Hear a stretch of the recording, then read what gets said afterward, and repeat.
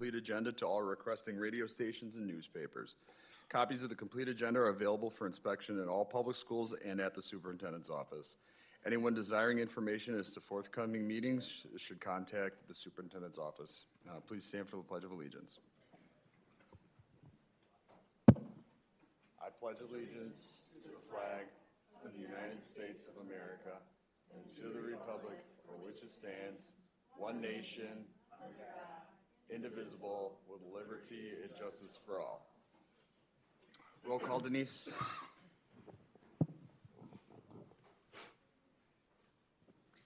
Mrs. Motter? Here. Ms. Stevens? Yes. Mr. Tierney? Here. Ms. Cullen? Here. Dr. Price? Here. Mrs. Landry? Here. Dr. Bryan? Here. Awards and recognitions, there are none? No. Okay. No student ambassador for this month. Then we'll then move on to item E, superintendent's report. Thank you. Last week, there was a report published in the Milwaukee Journal Sentinel that provided information about students in Wisconsin who were admitted to UW-Madison. UW-Madison has the most stringent admission requirements in the UW system. UW-Madison is also the only university to publish data on county and high schools that their incoming students originate from. The data shared was from the 24-25 school year. Out of all of the high schools in Kenosha County, 3 of the top 4 high schools with the greatest percentage of graduates who were admitted to UW were part of KUSD. Indian Trail had the most students admitted with 6.9%. Lakeview had 6.2, they were second, and Tremper was fourth at 4.8. So why is this important? This data really helps round out a favorable picture of the exceptional job that KUSD does in preparing students for post-secondary opportunities. In addition to this information regarding admissions, this past year, 434 students took and passed the AP exam with a score of 3 or higher. By doing so, they can earn college credits before entering their university. Additionally, around 4,500 college credits were earned in dual enrollment programs. At the most recent KUSD conversation session, I spoke with a parent whose child was a high school senior last year. That student earned a full year's worth of college credit while in KUSD, and that saved the family over $40,000 at Carthage. As we embark on this new school year, I look forward to building on these successes because we have much to be proud of here in Kenosha. Thank you. We move on to the legislative report. Dr. Price. There is no legislative report, Dr. Bryan, this month. Thank you. No administrative and supervisory appointments? No. Remarks by the president. Looking forward to the start of a new school year. You're welcome, parents. And I give my thanks to all the KUSD staff, everybody from teachers to support staff to the facilities to the food service folks to administration to everybody in between. The work does not go unnoticed for the impact that you have on students' lives, and thank you for all that you do. I'm looking forward to the year ahead. Undoubtedly that there will be challenges, but we're going to have a lot to celebrate, I think, going into the school year. And I look forward to, celebrating that success with all of you. And, just had to go there, RIP Dolly Parton, because what a great force for, education for our students. Next, we will move on to views and comments by the public. Welcome to all who have signed up to speak tonight.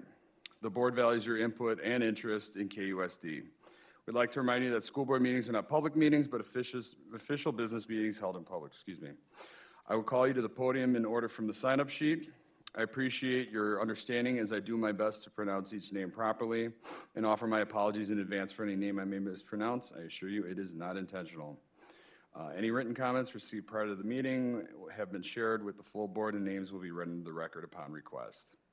To ensure board meetings are conducted in an orderly and productive manner, all public comments, no matter the topic, are subject to the regulations outlined in the sign-up sheet and podium pertaining to time limits, proper conduct, restricted topics of discussion, when board members may respond, reasons for recess and adjournment, and uses of signage. Each speaker will have 3 minutes, and this portion of meeting will conclude after 45 minutes in accordance with policy. When you arrive at the microphone, please state your full name for the public record. Our board secretary, Denise Ewing, will keep the time. And first, we have Amanda Meyer.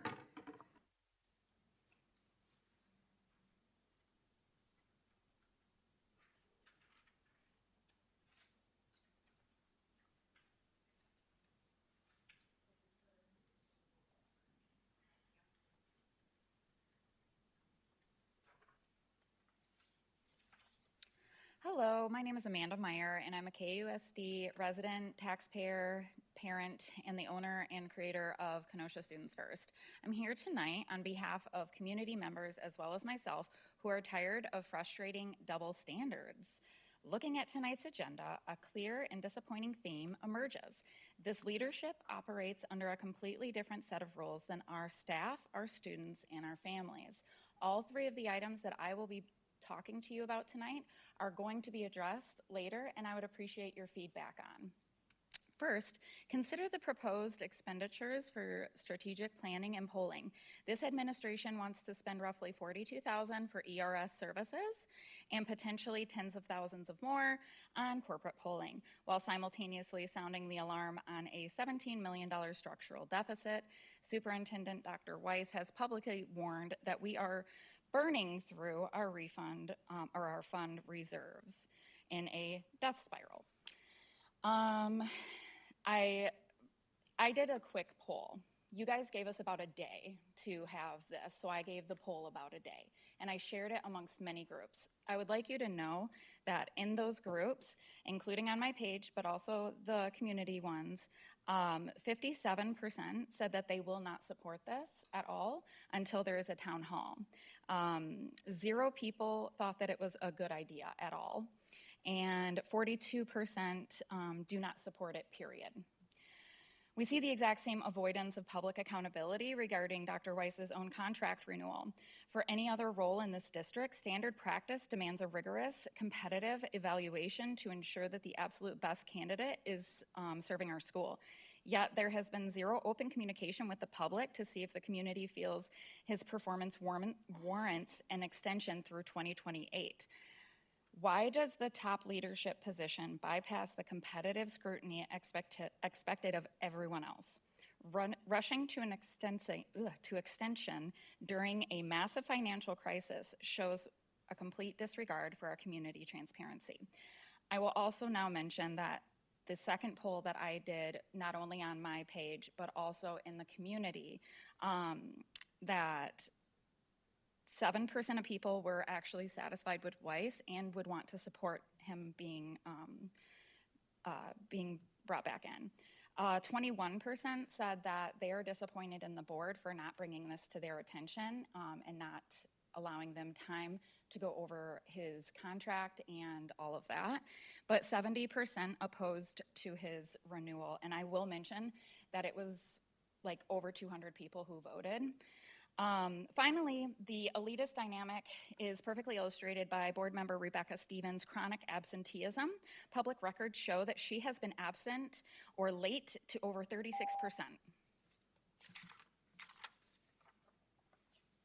Thank you, Amanda. We will move on to Ellen Tracy.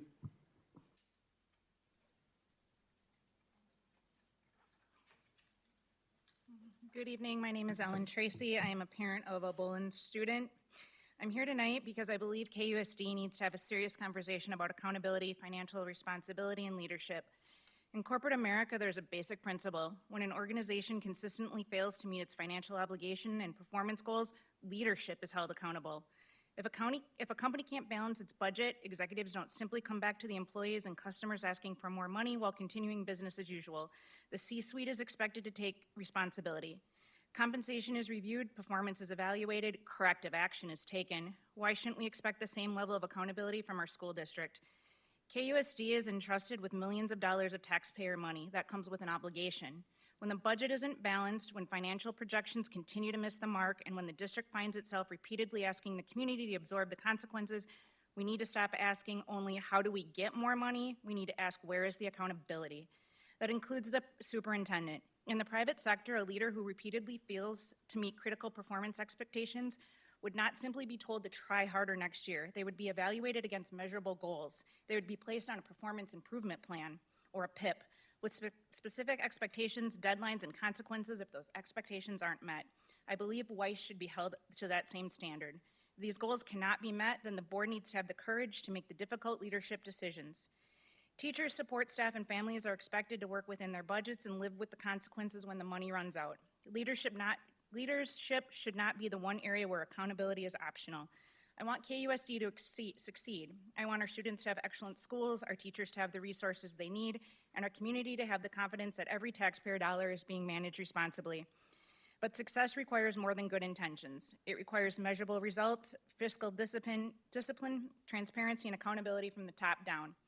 Run KUSD like an organization where performance matters. If the budget fails, leadership answers for it. If performance falls short, leadership gets a PIP. And if improvement doesn't happen, leadership changes. That's how responsible organizations operate, and I believe that's how KUSD should operate too. Thank you. Next, we have Candace Giordano.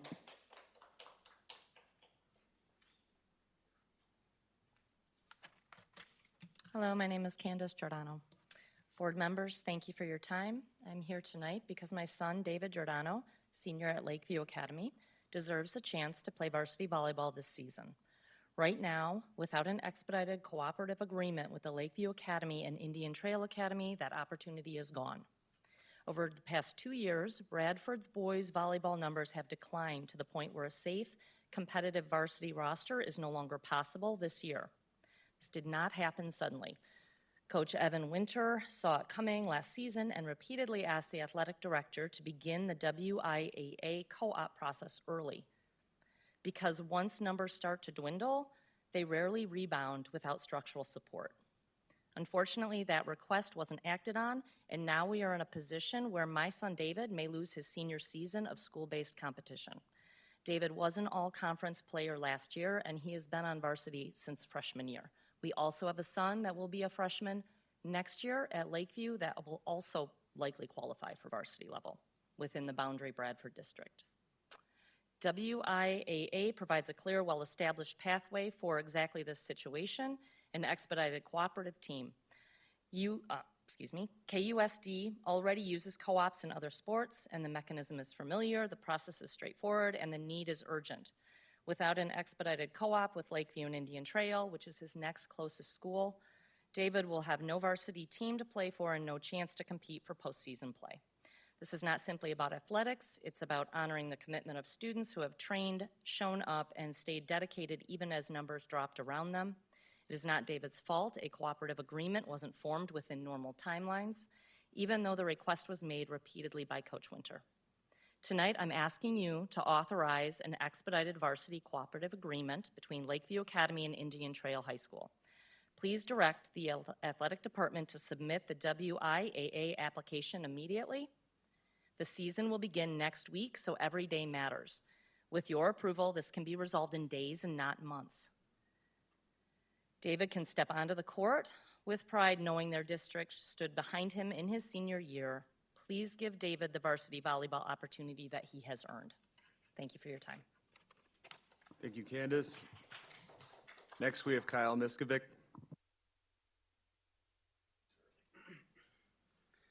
Kyle Miskovic, KUSD alumnus, and I'd like to begin tonight with an apology. Over the last 2 years, I've come down here to speak 3 times. In all 3 speeches, I lambasted the administration for what I perceived to be their ineptitude in managing the district and our financial crunch, and for their unwillingness to prioritize our students and staff over themselves. The last time I spoke was last year, and amid the fallout from the AST agreement finally being made public. Since then, I've done some introspection, and what I've realized is that I was holding a personal grudge against the district for their actions during the right-sizing project, namely the closure of Stoker Elementary School. I went to school at Stoker. In fact, I spent 8 of my first 11 years of life there, from the early age program in preschool through the 5th grade. So to me, Stoker was an absolute pillar of my childhood. I'm diagnosed autistic, and as such, I received special education services throughout my time in the district. And Stoker was one of the best places I could have gone in that regard for elementary school. The staff there were absolutely amazing and accommodating for my needs and making sure my classmates were, for the most part, educated and attentive as well. And so seeing Stoker close felt to me like losing a dear friend, a friend who had been with me throughout most of my childhood, a friend I thought would be with me throughout my life. In the aftermath of that, I let my anger at that decision and my grief at that loss in my life run the show. I took it all out on the administration. That was wrong of me, and for that, I sincerely apologize. I realize that for this district to be successful, for this referendum to pass, should we decide to go for it, it will take all of us working together, community members, teachers, students, staff, administrators, the superintendent, the board, everyone. We're all in this together, and we'll only get this across the finish line if we work together.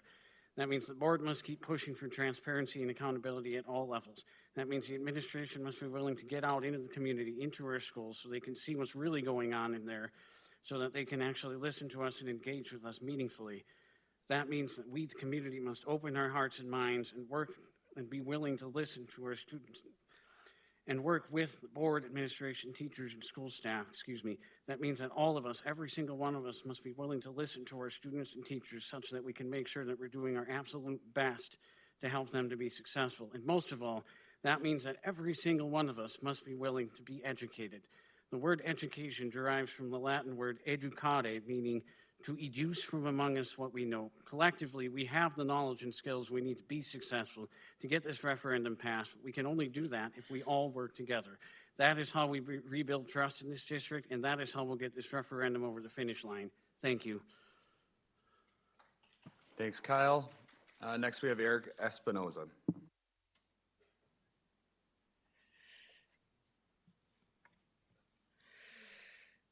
Good evening. My name is Eric Espinoza. I am a community member and a former employee of KUSD. Tonight, I will be speaking about an item on the agenda under New Business, Section I, the renewal of the Superintendent of Schools employment contract. From my understanding, the board president is recommending a revised contract for the superintendent to align compensation and benefits with changes previously approved by the board. But this proposal also extends the superintendent's contract from June 2027 to June 2028 with the option of another year through June 2029. What I don't understand is, what does aligning the superintendent's compensation and benefits have to do with extending his employment? Those seem like two separate issues.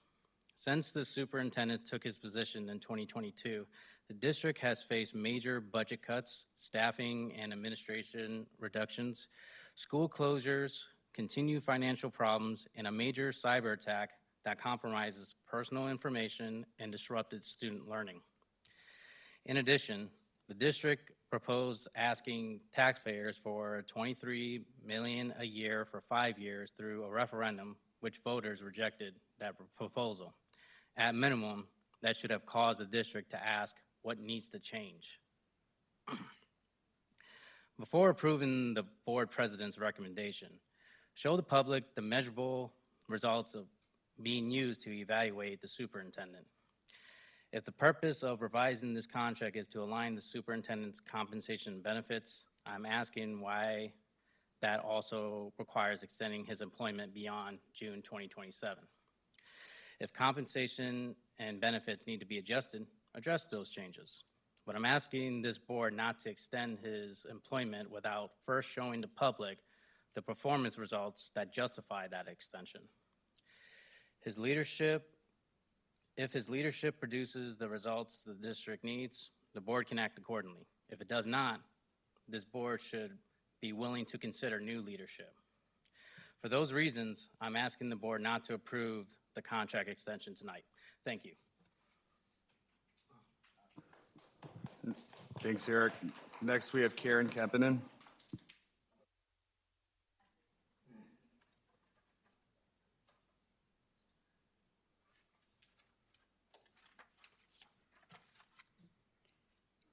I'm Karen Kempinen, community member, and this evening I will be addressing KUSD's recruitment, retention, and distribution of highly qualified educators.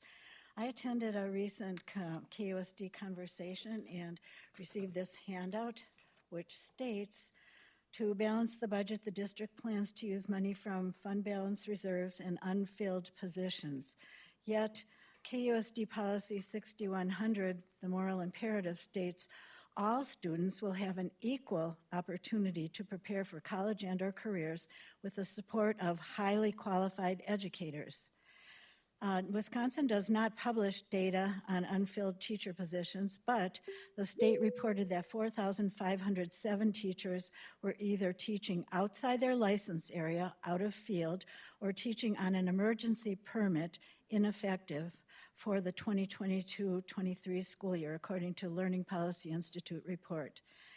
Every local education agency that receives Title I Part A funding under the Elementary and Secondary Education Act, ESSA, is required to articulate how it will ensure that low-income students and students of color are not being disproportionately taught by inexperienced, less than 3 years, ineffective, and out-of-field teachers through a public, equitable distribution of teacher reports.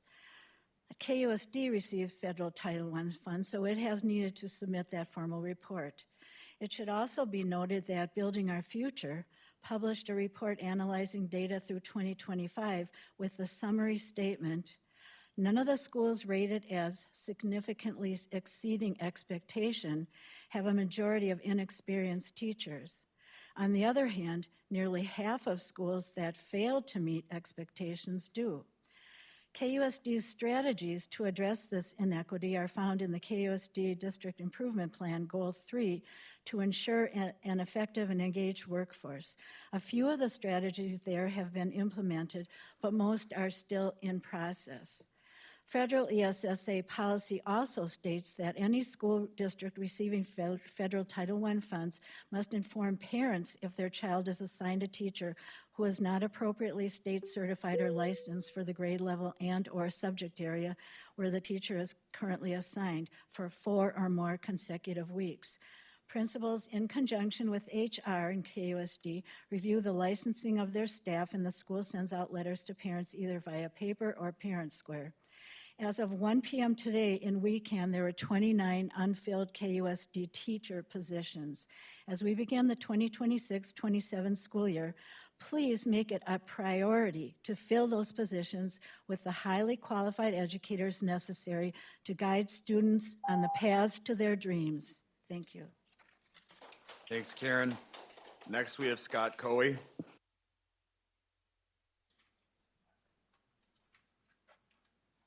Good evening, board members and Dr. Weiss. Scott Coey, 11th year teacher at Bradford and new dad.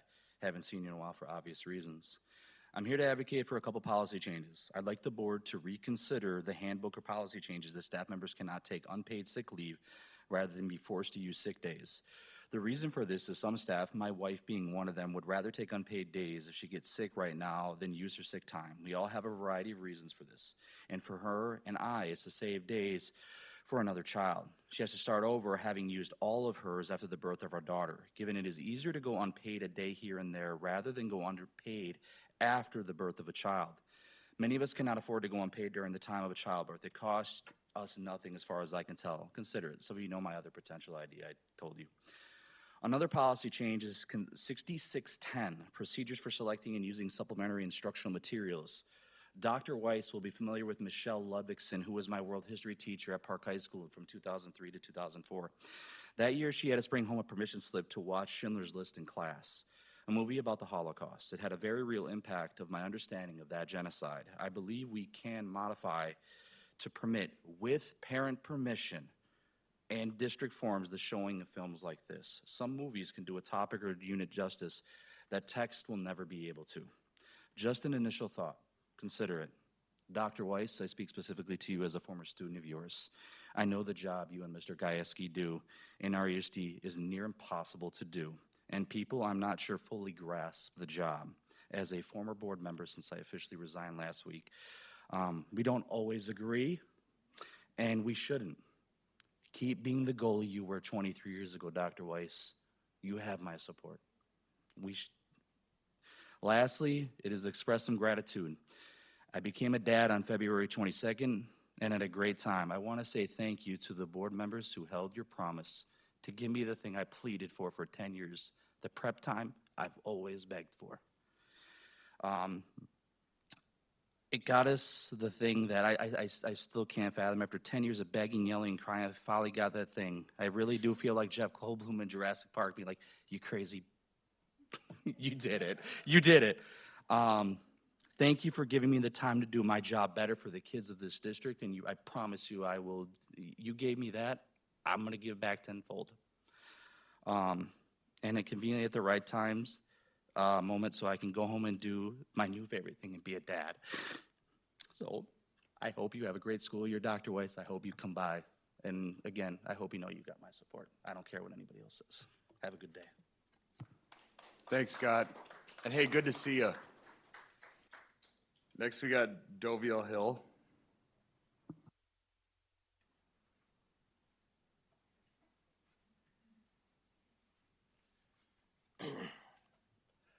My name is Doviel Hill. I'm here to speak today in regards to leadership that has taken advantage of parents and students in this district and for the sake of maintaining an administrative position. Leadership has failed not only myself, but many other parents in this district by allowing coercion within the district, trading favors within the district. I have sent emails to Dr. Weiss in regards to some of his administration with the coercion that has happened, and he has chosen not to do anything.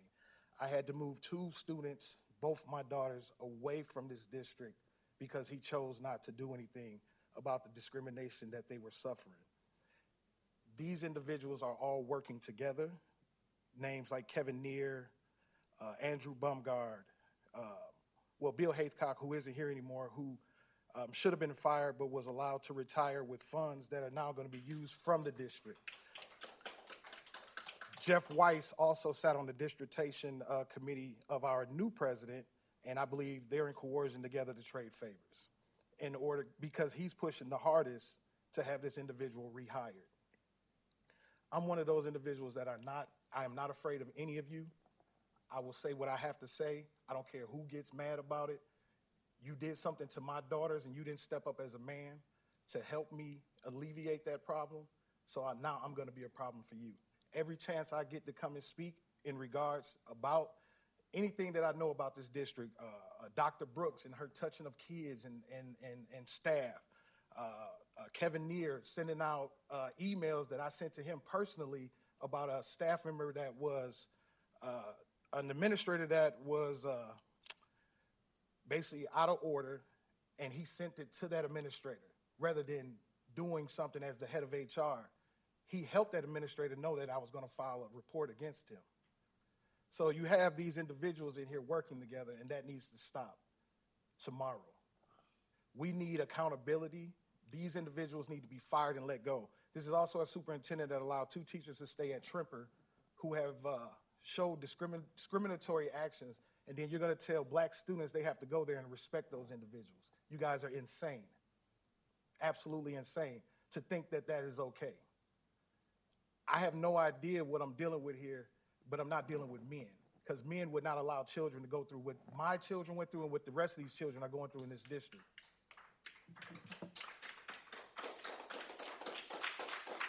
Last, we have Valerie Kretschmer.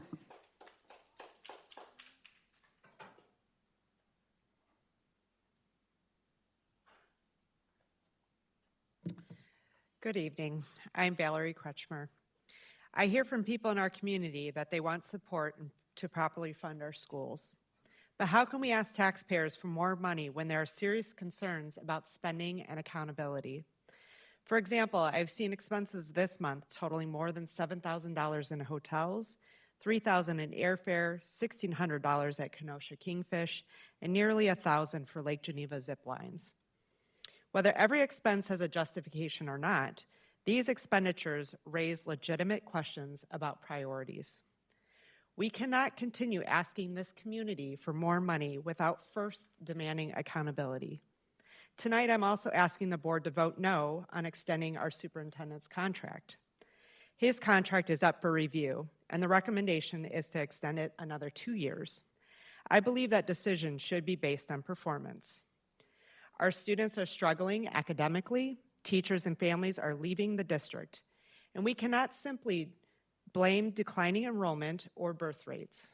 I have personally heard from families who say they are leaving because they don't believe their children are receiving the education they deserve and because they have concerns about school safety. And I know this because I was one of those parents. Teachers are disillusioned too. Every additional dollar should be carefully evaluated and prioritized for our classrooms, not another consultant to determine whether we should pursue another referendum. We have already spent significant taxpayer dollars on consultants and referendum planning. Before spending more, I believe this district needs to demonstrate that it has addressed the underlying financial and operational issues. Why are we continuing down the same path without first addressing the underlying problems? The district needs to take a hard look at administrative staffing, salaries, spending, and priorities. I have also spoken with local law enforcement about school safety. I was told SROs are finding a box of vapes a day, while secure entrances that can detect vapes at high schools reportedly aren't being fully utilized because of concerns about bottlenecks. And we cannot forget our students with disabilities. They deserve the services and support they are entitled to under federal law and are currently not having their needs met. Our students deserve better. Our teachers deserve the resources to do their jobs, and taxpayers deserve accountability for every dollar they provide. Please listen to this community, have an open forum, prioritize our classrooms, and do better for our students. Thank you. Thanks, Valerie, and thank you to all who spoke. Please know that in alignment with state statute, board members will not reply to public comments unless they're related to an item properly noticed in tonight's agenda. We'll do so at the time the item is addressed on the agenda. We'll now move on to the consent agenda. Rebecca, you had a motion? Yeah, I'd like to make a motion to consent agenda as items A, B, and C, and then move D to the end of our meetings for more discussion. Okay. Is there a I'll second? second that. All right. Any discussion? Those in favor say aye. Point of order, Aye. it needs to be Aye. moved to old business. Do you move to old business? Move it to old business. Okay. Sorry, excuse me. Old All right, business. everybody said aye. Any opposed? Chair votes aye, motion carries. So that'll move to the end of old business, which we're now moving on to item A, revision of policy and rule 4227, staff-student relationships and professional boundaries is the second reading. Dr. Weiss? Yep, so this one is second reading on 4227, staff boundaries. The main changes to this policy, and I'll ask Mr. Neer to speak to these as well, really came around due to Act 89, and I believe it was Act 57 being passed at the state level, requiring different times and different procedures for notifying families should there be a should they have reasonable cause to believe that there was a sexual assault that occurred. Mr. Neer, anything to add to that? No, that's correct, Dr. Weiss. The only thing that we added that was new to this revision versus the first reading was on page 39. Ms. Collin had pointed out a change in the reporting structure, reminding us that we're all mandatory reporters. And so rather than talking to your to the chief of HR, chief of schools, that it was to report it first and report to the principal and on up the food chain that way. So that is included in the top of that page. That was the only thing that was changed subsequent to the first reading.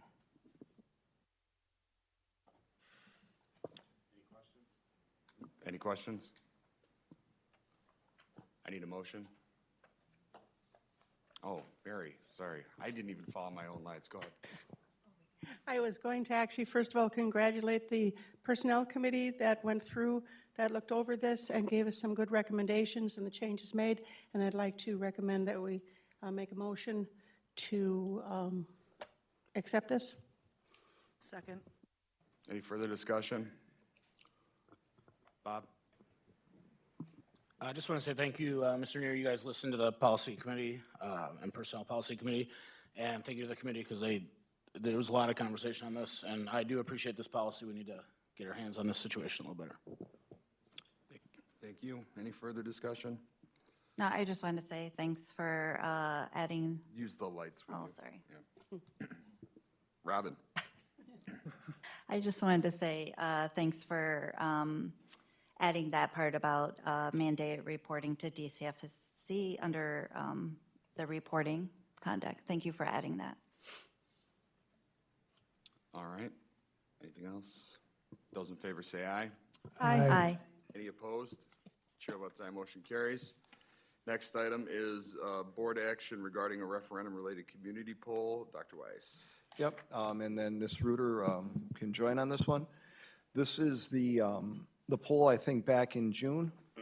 We had Morris Leatherman join the board and discuss what the poll would look like that would be conducted for a referendum to determine whether to go, and if so, to what amount for an April referendum. The goal on this is to look at getting the poll out in the community relatively quickly. And Ms. Reuter, do you have anything to add? Yeah, no, nothing new since we brought it forth the last couple times. Questions from the board? Oh, same thing that I'd asked when we had our agenda meeting. If we could just, share for the public, because I think the public is really interested in transparency and having access to this, what the differences are in general from a survey to a poll, where we're leaning. Again, I'm going to support where the board goes on this one, but I just want to hear the rationales. So I think the difference, you could probably use the words interchangeably, but the biggest difference with this one is that it's going to be steeped in the statistical information that you'll receive from it. So they're not just sending out a link that they would then have to use waiting to actually get to the data that is necessary for you guys to review. They actually review the portions of our community. They know the demographics of our community so that they can also make sure that they are engaging. And again, they've been in business for 30 years doing this for school districts and many other companies, but they use that to make sure that we're getting the voice that would go across our district versus just those who are going to go online and click a link and fill out a survey. So you're getting voices from our retirees with no children, no connection, to our families that have many children in our district, to those who have had children who have graduated, and again, across all of our community. And they also make multiple attempts, like a lot of attempts, to make sure that they are engaging the people that we are trying to reach to get the right information for you guys when you're trying to make your decision. So The surveys- basically, us guys being the board, we're going to see that, but the public can also see that? Yes, yeah, it'll be presented publicly here at the board. We'd put the results on the kusd.edu/explore. There wouldn't be anything that wouldn't be out there publicly for everybody to see on that dashboard. Sabrina? So we did a poll last time we went to referendum. I honestly feel not much has changed since that last poll. Is there a way, instead of spending money on this, that's something that we can kind of create in-house to save that cost? Yeah, I would say that putting out a survey could be done. What Donovan did, though, is they put out a survey. So when putting out that survey, they would ask demographic data. So do you have students in the district or not? Do you have, and based on that answer, just based on that answer alone, they created a weighting. So a yes from somebody with children in the district was weighted less than somebody without children in the district. And that's where it would get difficult for us to actually account for some of those variables with a poll and having it be, so that's, the survey is just putting something like that out. The poll would be targeted phone calls based on some of those demographic items, and it would also be, there'd be multiple attempts, several if somebody didn't answer, to get that data. So the short answer is yes. However, the information that we would get back from it wouldn't be as reliable, I would say, as a poll. And that's when we This would be very similar to like the Marquette poll that you hear about, or the Gallup poll. The idea is to really drive down and get more information. I just feel like that could be done, I just feel like it could be done in-house. We already have, don't we have access to a lot of that information as it is? I would say the survey could be done in-house, but I wouldn't know how to, I don't think we have the internal expertise to weight it. To say that if you are if you have children in the district, it should count X. If you don't, it should count Y. A survey could be done, calling 400 families to figure out if they want to, what they're going to vote on. We don't have the capacity to do that.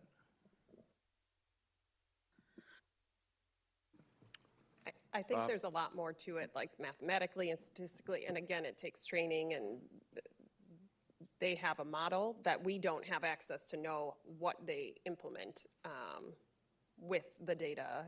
Or even like when Donovan did the weighting, we don't know what calculations they were using. It was presented to us already weighted. So like Dr. Weiss said, yes, we can push out a link.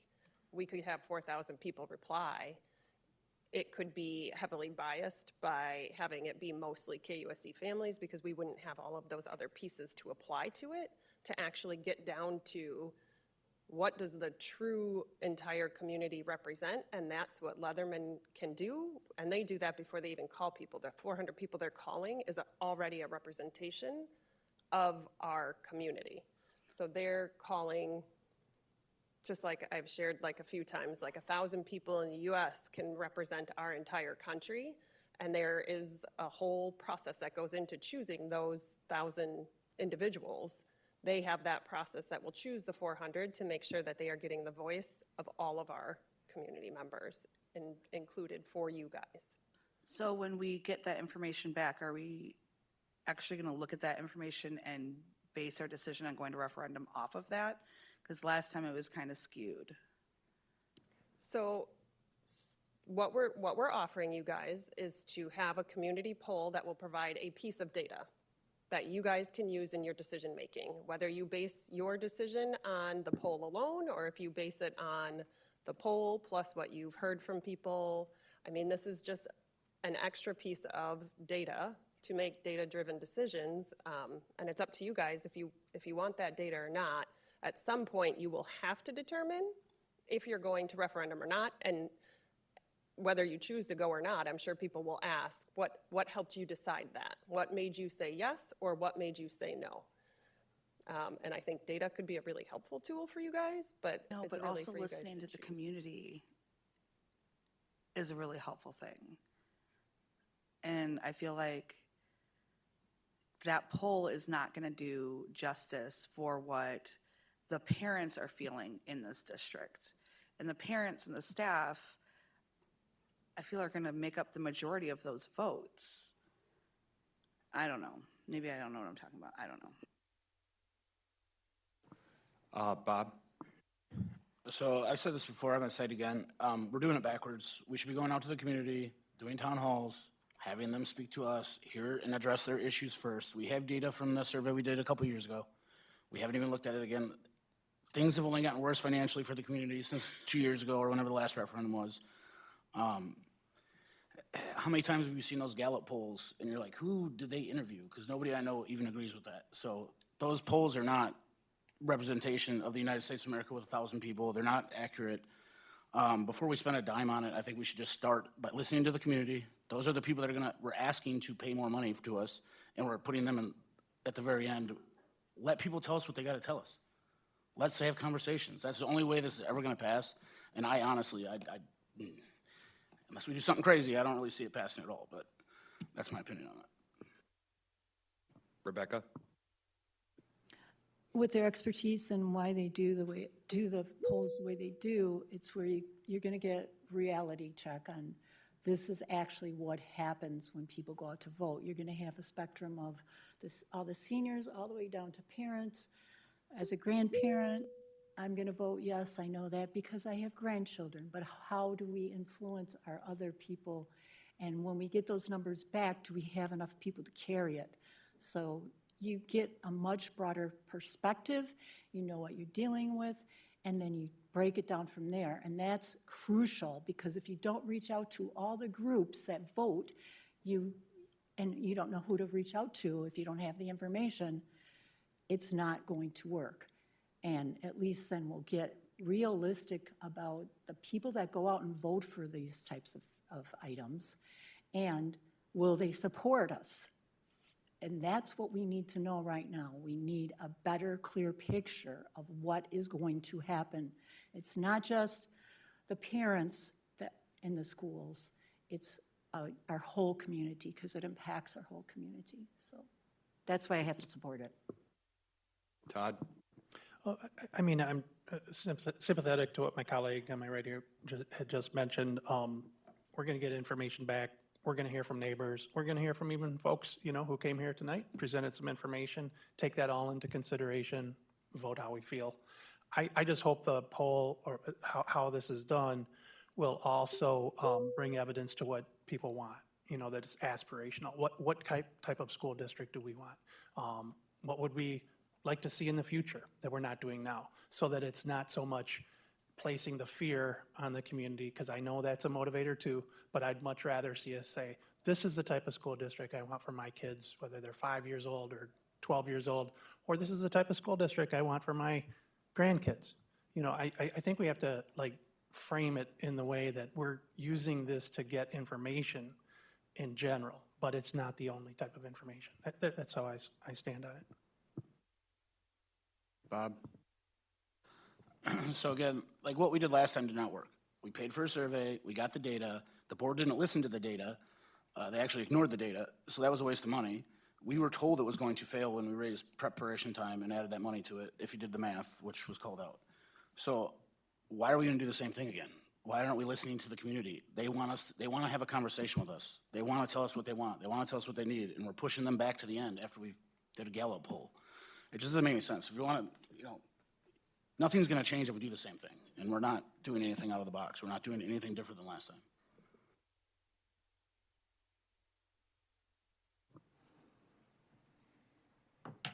Handing off the gavel to give my comments. I am sympathetic to what Bob and Sabrina are saying about talking to the community. I think we've begun the process of doing that, and I think, you know, to our credit, are kind of refining the process along the way to make sure that we're getting a representative voice as much as we can. And we're also talking about doing a town hall and weighing the logistics around that. We are seeking a lot of ways to get community feedback around a lot of things so that we can all move in the same direction together. But I don't think this has to be an either-or situation, and because we are in a position, it is early enough, this is also a valuable time for us to make this decision on a poll, because we can level set and actually have real data to inform like those people that we need to reach out to so that we can have those crucial conversations. I agree that, you know, the communication is lacking in certain areas and outreach is lacking in certain areas, and there's things that we could do better. But we can't possibly be in a position to really think about like, how are we gonna, you know, engage the community in the right way if we don't even know where to start? I think this is a really good starting point. I think it is, I think it will inform a lot of what we do going forward, or don't do if we decide not to do a referendum. But I don't want to go into this process, you know, completely blind. And on the point of the previous survey, it was, you know, I kind of want to push back a little bit, because like it was with a different company. They did have different methodology, and, you know, as I wasn't on the board at the time when that survey was being done, but I shared a little bit in the frustration and how that was being carried out and decisions being made, you know, kind of separate from what the survey's recommendations were. Doesn't necessarily mean we have to follow it the same way that we did. It doesn't necessarily, you know, and we're going with a different firm that has a different methodology, and like what was stated, like it's going to be representative of what the community breakdown really is, to help better inform our decisions going forward into this referendum. So, and how we talk to the community. So I think it's valuable data. I think it has to be a comprehensive approach, and I think this is just helping add to that conversation. So that's my piece on that. Mary, you are next. I move that the board approve engaging Morris Leatherman Company for referendum-related community polling data services, the amount of $26,000 to obtain data to inform the board's future decisions regarding a possible referendum. Is there a second? I second. Any discussion? Todd, you're up. Sorry. I think $26,000 is well worth doing this. I think there's going to be other expenses involved, especially if we do community forums. I'm kind of open to the idea of a town hall if we could do it in a way that made sense. But I think we have to get started. We've been talking about this for about, 6 months now, and it's well past time to really do a reality check with our community. If the community comes up and does not want to support this referendum, then we better go start lobbying the state legislature because we're getting shortchanged. And I would hope that everybody that's passionate about a solution will join us, meaning the other school board members who went over the last few years, and really start rattling the doors because we're coming into some reality here.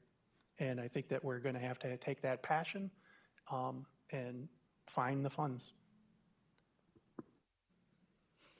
Robin?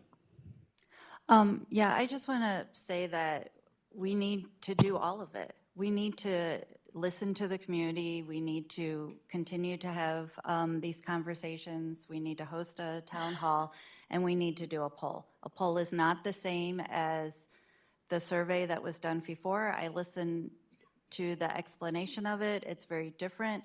I don't know why we wouldn't do all of it. We want to know where we stand, and so, yeah. So we need to do all of it, and I believe that that includes doing the poll. It's one piece. Bob? I will agree with Robin. We should probably do all of it, but I just think we're doing it in the wrong order.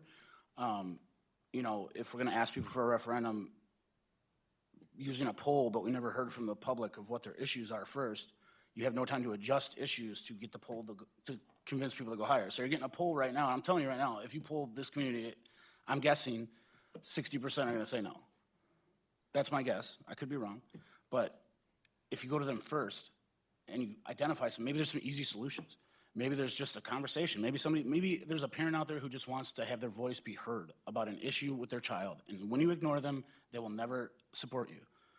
But if we don't know these issues, if we don't listen to the people, if we don't answer them and have a conversation with some thick skin, and that's how you make change. You don't make change by convincing somebody to do something. And we're not going to be able to convince people to go more broke than they already are. That's just reality. Sabrina? So I keep hearing we're moving in the right direction. We're doing what we're doing. You know, we're starting the process of moving forward. But if you guys are referring to the KUSD conversations, I just don't feel like that's what the community is asking for at all. Like they're set up to, you only get to pick one topic really of what you want to discuss, and then it's a table thing, and not everyone gets to talk to everybody, and not everyone gets to hear what's going on. Administration is not there, you know, taking notes, you know, listening to learn. And so I feel like we're doing this backwards, like Bob said. We should be listening to the community first and trying to fix what's, you know, the problems that are within the community and the problems that the community has with this district. And then we should do the poll if we do a poll. Because right now, as it stands, we're wasting our money. We're wasting our money on this poll. The poll's not going to go the way that you guys think it's going to go. And we're going to end up not going to referendum. You take the poll now, and it's going to fail miserably. Like, that's... I just wish people would listen more. All right, it's been moved and seconded. Is there any further discussion? Those in favor say aye. Aye. Aye. Those opposed? Aye. No. Chair votes aye, motion carries. Next item on the agenda, board action regarding a staff audit. Dr. Weiss? Thank you. This next item, we have somebody that we're going to be who's going to be logging into the meeting. There's been discussion at the board level about doing a potential staff audit. What ERS is looking at, it was actually an administrative audit. What ERS is going to be discussing is an audit that will include all employee groups. So we can see how we can compare with like districts across the state. And we do have a guest here with us from ERS, who I will turn it over to.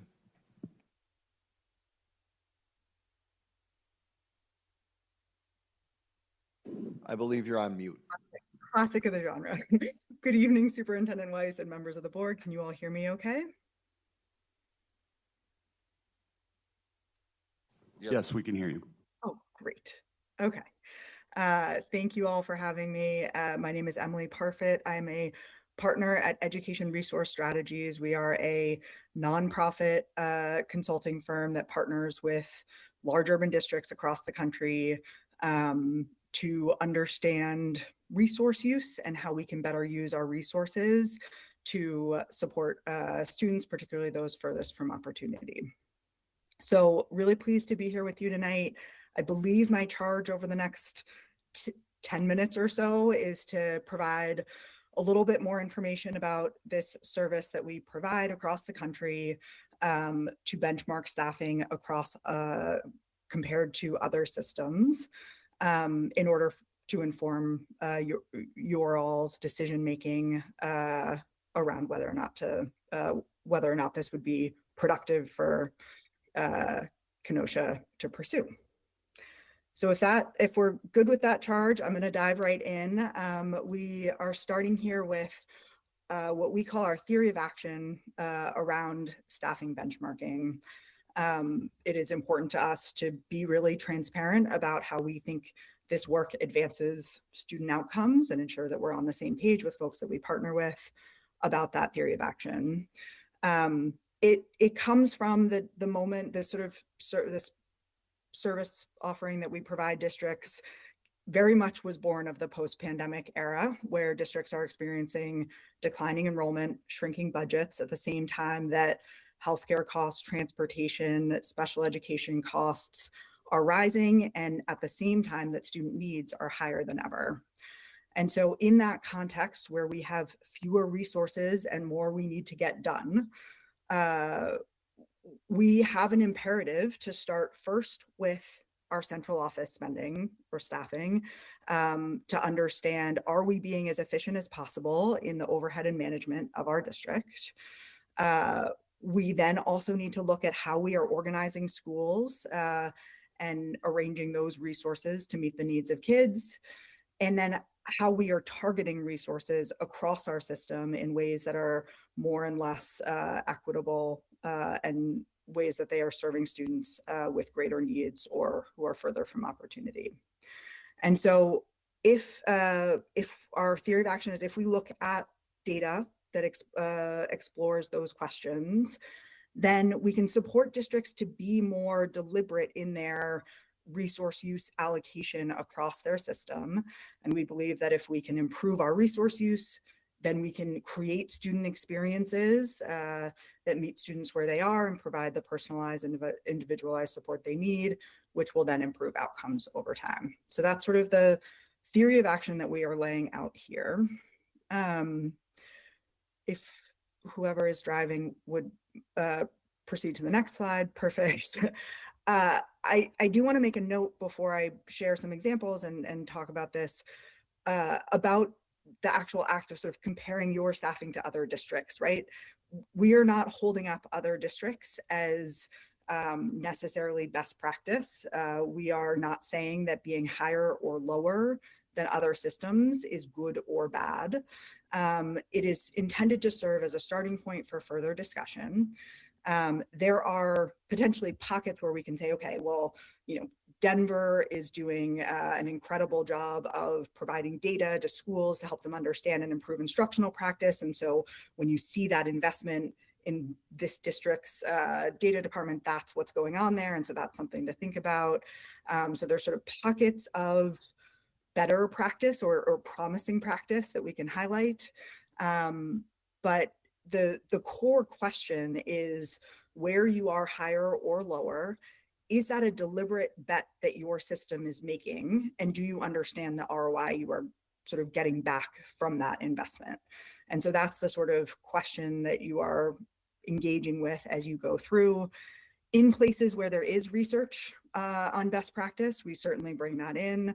I will say there is a limited amount of research on the best amount of staffing in public education. But for example, there's really clear research on principal supervisor staffing ratios and number of schools they supervise. And so that benchmark would certainly be included in the analysis. So I believe you all have a sample report or provided a sample report. I wanted to sort of talk through a couple of the slides just to give you a feel for what the analysis would provide.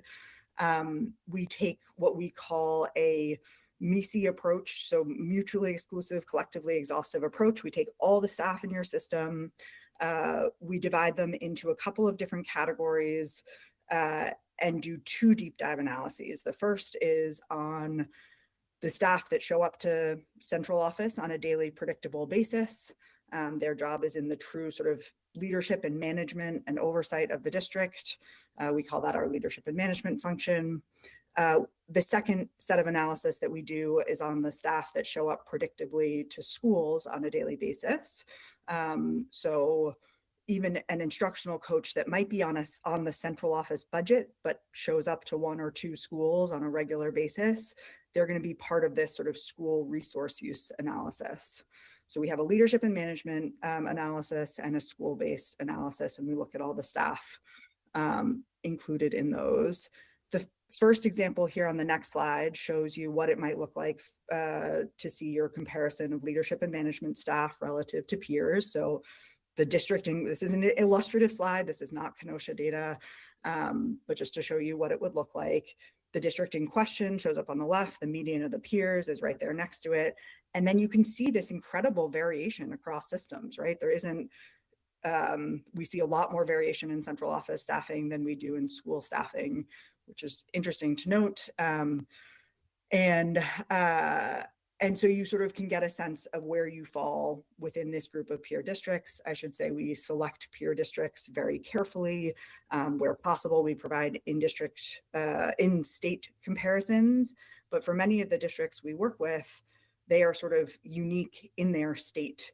And so one of the value adds here is that we are able to sort of collect from our database of over 30, 40 districts, a set of peers that most closely matches you on a set of indicators that drive resource use. And I can share more about that.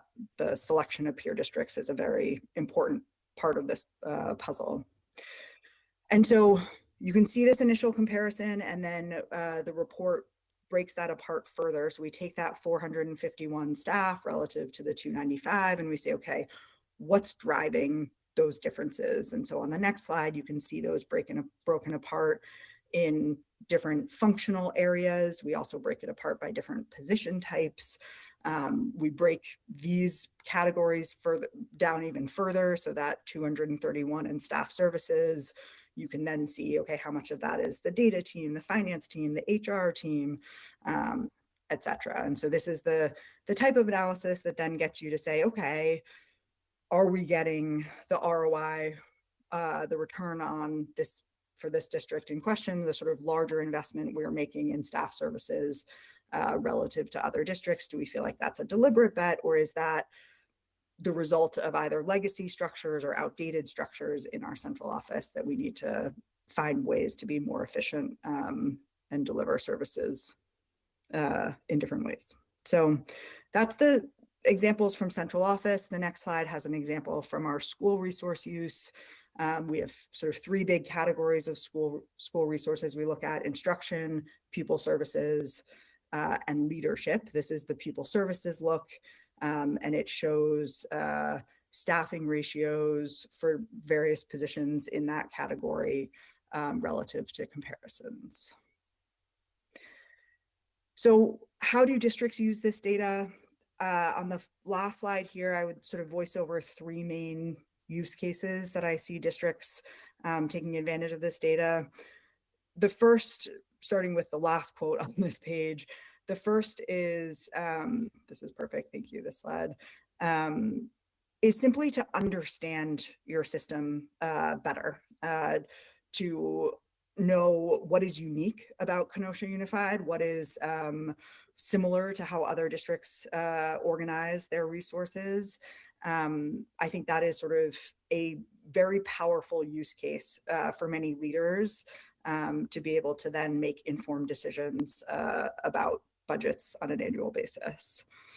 The second use case that we see is that it can be helpful to have a third party come in and validate what you already know to be true, particularly if you're going out to referendum and it's important to be able to say to the voters, we know that we are at or below our peer medians in terms of our leadership, our central office overhead staffing. And so therefore we are being good stewards of public resources. And that is why we're asking for more resources to serve students. So having that third party validation of things you know to be true can be really helpful. The third use case that we see districts often use is actually to identify rocks to look under when resources are constrained. If we need to make reductions, where do we even start? And those places are going to be the places where you see a bigger investment than other systems and you are not that wasn't a deliberate bet that you made. It's just a starting place to say, okay, well, what is going on there? What is the work that we're doing? Are we doing more than what other systems are trying to do in this area, et cetera? So those are the three primary ways. I think there's a lot of different use cases. We have a number of districts that look at the data every year as part of their annual budget cycle to understand what is changing over time, et cetera, as well. So with that, I will stop talking. Happy to take clarifying questions if the agenda allows for that. Sabrina? Yes, so everything that you just described comes with the staffing audit, and that's not including the strategic planning, right? Yeah, that's correct. That's correct. Yep. Okay, and that cost is 10,000. That's correct. Okay, just making sure. Robin? You talked a little bit about this, but could you talk a little bit more about how you select peer comparisons? Yep. So there are a number of dimensions of districts that drive very different patterns of resource use. So one is student needs. You are going to see more staff in a district with higher poverty rates, higher special education, higher English language learners. There are just going to be more staff. The funding formulas provide more resources and therefore more staff in those districts relative to others. So I would say the first dimension we look at are student needs demographics across the peers, and we try to match across each of those dimensions. The second bucket is average school size. If you have a lot of really small schools and every school has a principal and a secretary and whatever, a lot of small schools is going to drive up your school resource use. It also actually drives up your overhead because a lot of central staff are variable based on how many schools you're serving. So we look at average school size is another dimension we try to match on. And then we try to get the most recent year of data. I should have said district size is probably the first one. We try to sort of do similar. There are some, they're very limited, but there are some economies of scale. So we're not going to compare you to the Dallases and Palm Beach counties of the world. We're trying to find other mid-sized districts. So I think those are the three big dimensions I would name. Todd? Yeah, I guess a similar question is how do you safeguard against really kind of comparing apples and oranges? Because honestly, I think Kenosha is very different from various school districts, and what becomes meaningful when you look between different districts, and how much do you get into the weeds of how much we spend, salary, compensation, benefits, precarious workers, full-time, how much can you make that transparent to us? Yes. One thing I would say is we've been doing this work for 20 years. We've partnered in this type of work with hundreds of districts over those 20 years. And so I think have gotten a lot of expertise around what makes districts similar, different, et cetera. A couple of the ways we solve for that in this analysis, we are looking just at FTE. So it's almost purely a headcount analysis. We don't consider salaries, benefits, any of those dollars. We're just saying, how many people does it take to run your HR department? How many people, you know, in an average school, how many vice principals do you have? So we're asking sort of a numbers question more than a compensation question. We then apply a very standard and rigorous set of coding that first says, okay, some districts contract out transportation, some districts don't. That's a huge swing in total staff. So any buckets of staff that are significant, where some people are going to contract it out and some people aren't, we separate those out of the analysis because otherwise you would, you know, any sort of staff would vary. I just wanted to follow, is it even possible for you to do within? Like, to me, the most useful information is our top 5 within Wisconsin, rather than going to Denver or going to Arizona or whatever else. Yeah, we can work with you to collect that data from those districts if they're willing to participate. I was going to say the last thing we do is we're not using publicly available data, because the challenge is, like, some districts have payroll in HR, some districts have payroll in finance. We need to go through and make sure that anyone who's doing the function of payroll gets coded to the same place in an apples to apples way to be able to actually make meaning of comparisons. And so we do this. A lot of districts sort of, you know, bring their friends that they want to get compared to along with them. And so we could talk about whether or not that's possible for you all. Other questions?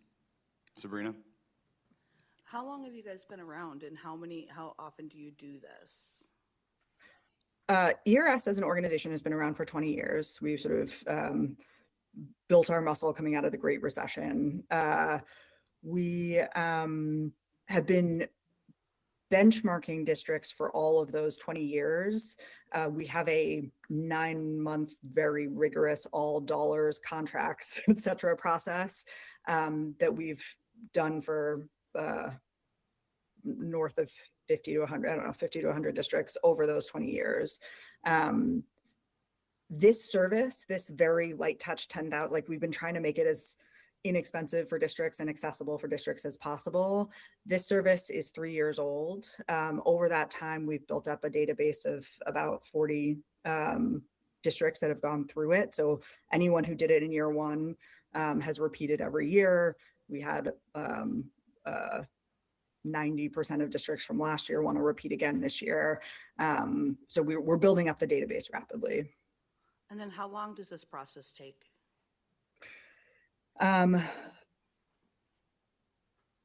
Two answers to that. If you're happy using comparison data from last year, we say it's about a 4-week turnaround from receipt of data to delivering your report. We try to make it as quick as possible. There are districts that start their budget process early and, you know, have deadlines and want to get that data out as quickly as possible. If you are either you don't have a timeline or you're very anxious to make sure that you're getting this year's data, which actually was much more important as the ESSER step down was going on, I think much less significant at this point. We work through the whole cohort by December. So everyone gets their report by December. If you want a rush job, it's sort of 4 weeks after the receipt of the data. Thank you. Anybody else? I need a motion.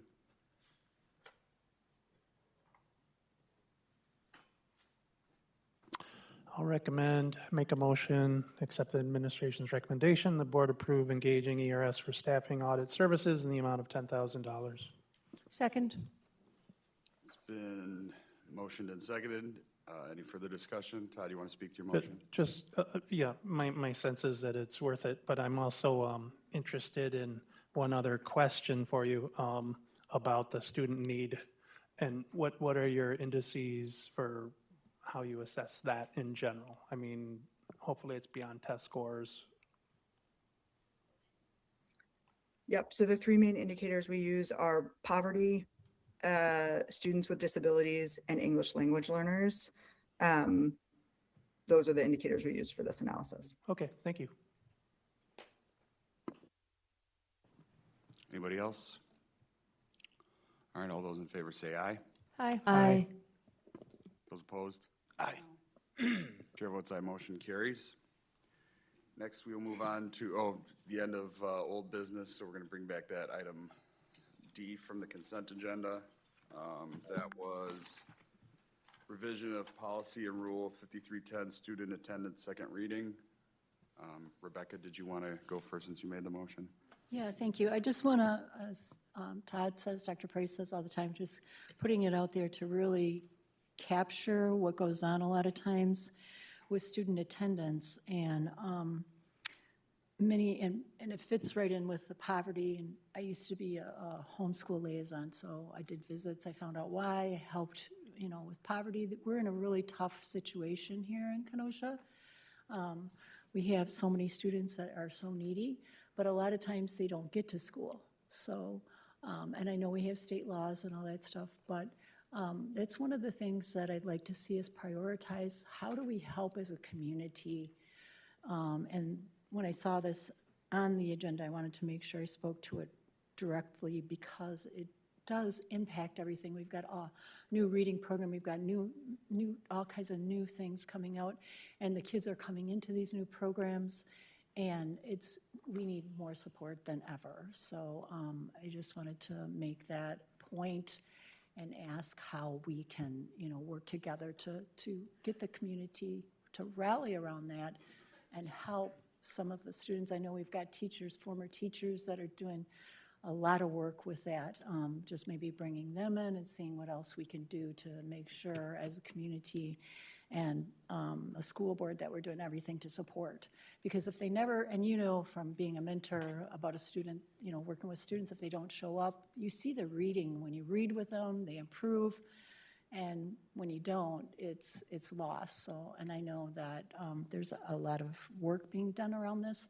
So I'd like to see us get more involved with seeing what we can do to help improve that attendance level and early exposure, better exposure then, therefore, because they'll be there. Chris, did you have a response to that? No, this was just my policy, so I wanted to be available in case there were other questions. Okay. Todd, your light's on. Sorry. I wanted to thank my colleague for, opening my eyes to this understanding of the chronic absence, all the challenges that kids are having getting to school. We really need to attend to it very much so, because what I've observed through this program and others is often not on the kid. It has to do with transportation, it has to do with taking care of siblings, it has to take care of all these other things. And I hope this policy helps, but I mean, it's not enough. I mean, we have to have a very strong support network for these kids to get to school in the first place. I had one thing I wanted to mention too, is reaching out to Building Our Futures. I know they do a lot of work, and I know you already do stuff with them, but if there's maybe something that we can figure out as a community, I'd be more than willing to volunteer and help. So it's extremely high on my list. Mary? Recognizing that this is an ongoing process and that attendance is very important to the success of our students, I would like to move that we approve the listed revisions for policy and rule 5310, student attendance, as a second reading. Second. Moved and seconded. Any further discussion? Those in favor say aye. Aye. Those opposed? Chair votes aye, motion carries. We'll now move to new business, which is revision of policy 5534.1, anaphylaxis. Dr. Weiss. Thank you, and we'll have Mrs. Santelli and Ms. Kuchenberger presenting this.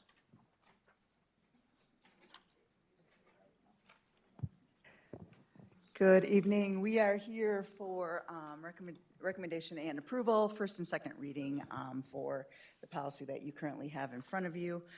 There is a special addition to a bronchodilatator, which is really a fast-acting device, and Ms. Gutenberg will be happy to share a little bit more about what that entails. Sure. We just wanted to add to this policy bronchodilator guidance for students with a diagnosed asthma condition. Dilator. Since anaphylaxis often presents with respiratory systems that can mimic an asthma episode. So we just wanted to make sure that that was an allowable intervention per policy. So we just added that piece of it. Any questions, Bob? I'd like to make a motion Okay. that the board approve to the revisions to policy 5534.1 anaphylaxis as a first and second reading. Second? Moved and seconded. Any discussion? Sabrina? So I did receive an email yesterday from one of the head nurses for the schools, and I'm just going to read part of this email if I can. We have 1,153 students with reported asthma listed in Infinite Campus, and out of those students, only 413 have quick-acting albuterol inhalers with paperwork at school. So I think to stock these things is a good thing.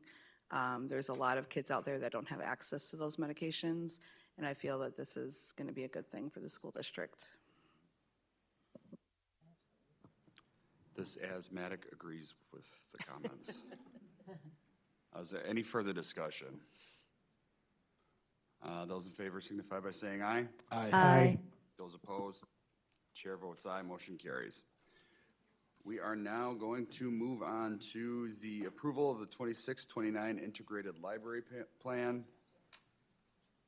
I'm assuming Chris is presenting on this.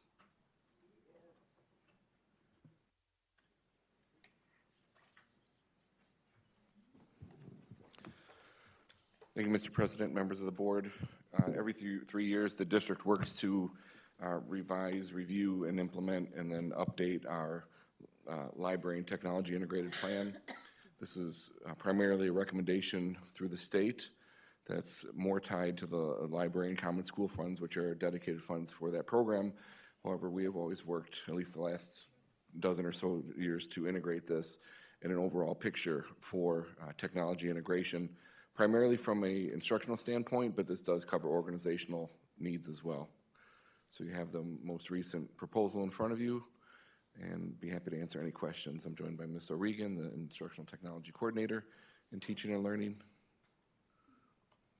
Questions?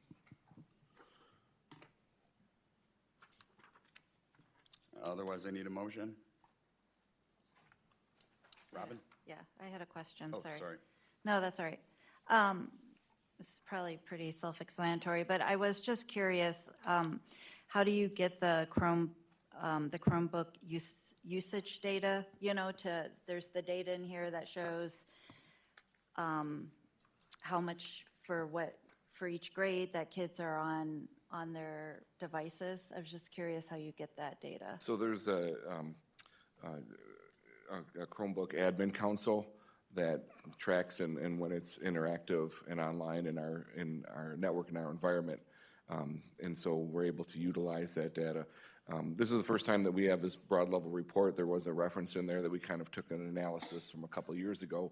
And knowing that there's a national discussion on screen time usage and integration of technology in general, which is nothing new when you go back decades and just thinking of kids sitting in front of TVs and whether or not it was of value or not.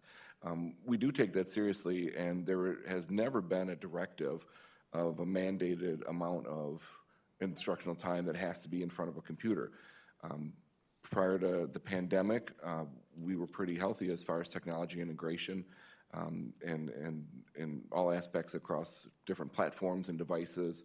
And then as you have the emergence of more online applications and not so much standalone. And then especially when the pandemic hit and basically everybody went to a one-to-one device scenario, it's one in which we've then had to pivot at that point.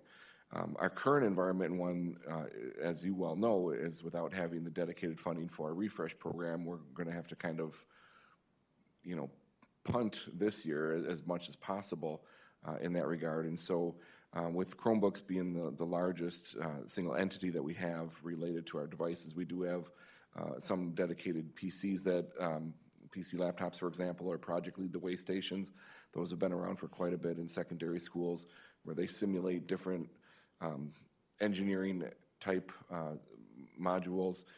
Those are more in dedicated labs, but we've moved away from those dedicated labs to trying to have a more mobile environment. We do have still a healthy influx of interactive panels in the district, but at least this report kind of mirrored, by pulling that off, what we had as one of our national vendors, where they did kind of a snapshot last year, and using over 1,100 districts and over 5 million students, their K-12 average was 41 minutes a day. Now, obviously, that's going to fluctuate depending on the day and the week and whatever lessons involved there, but we really specifically wanted to include this piece to at least educate not only the board but the general public. Granted, there are maybe other ways in which students are interacting with various technology, but it's certainly not the environment where somebody should assume that a kid arrives at school and then they have a computer put in front of them and they stare at that and work with that all day. We are, as much as we can, should be purposeful in this technology integration. Yeah, I mean, I was happy to see that it looks like the average daily minutes are going down.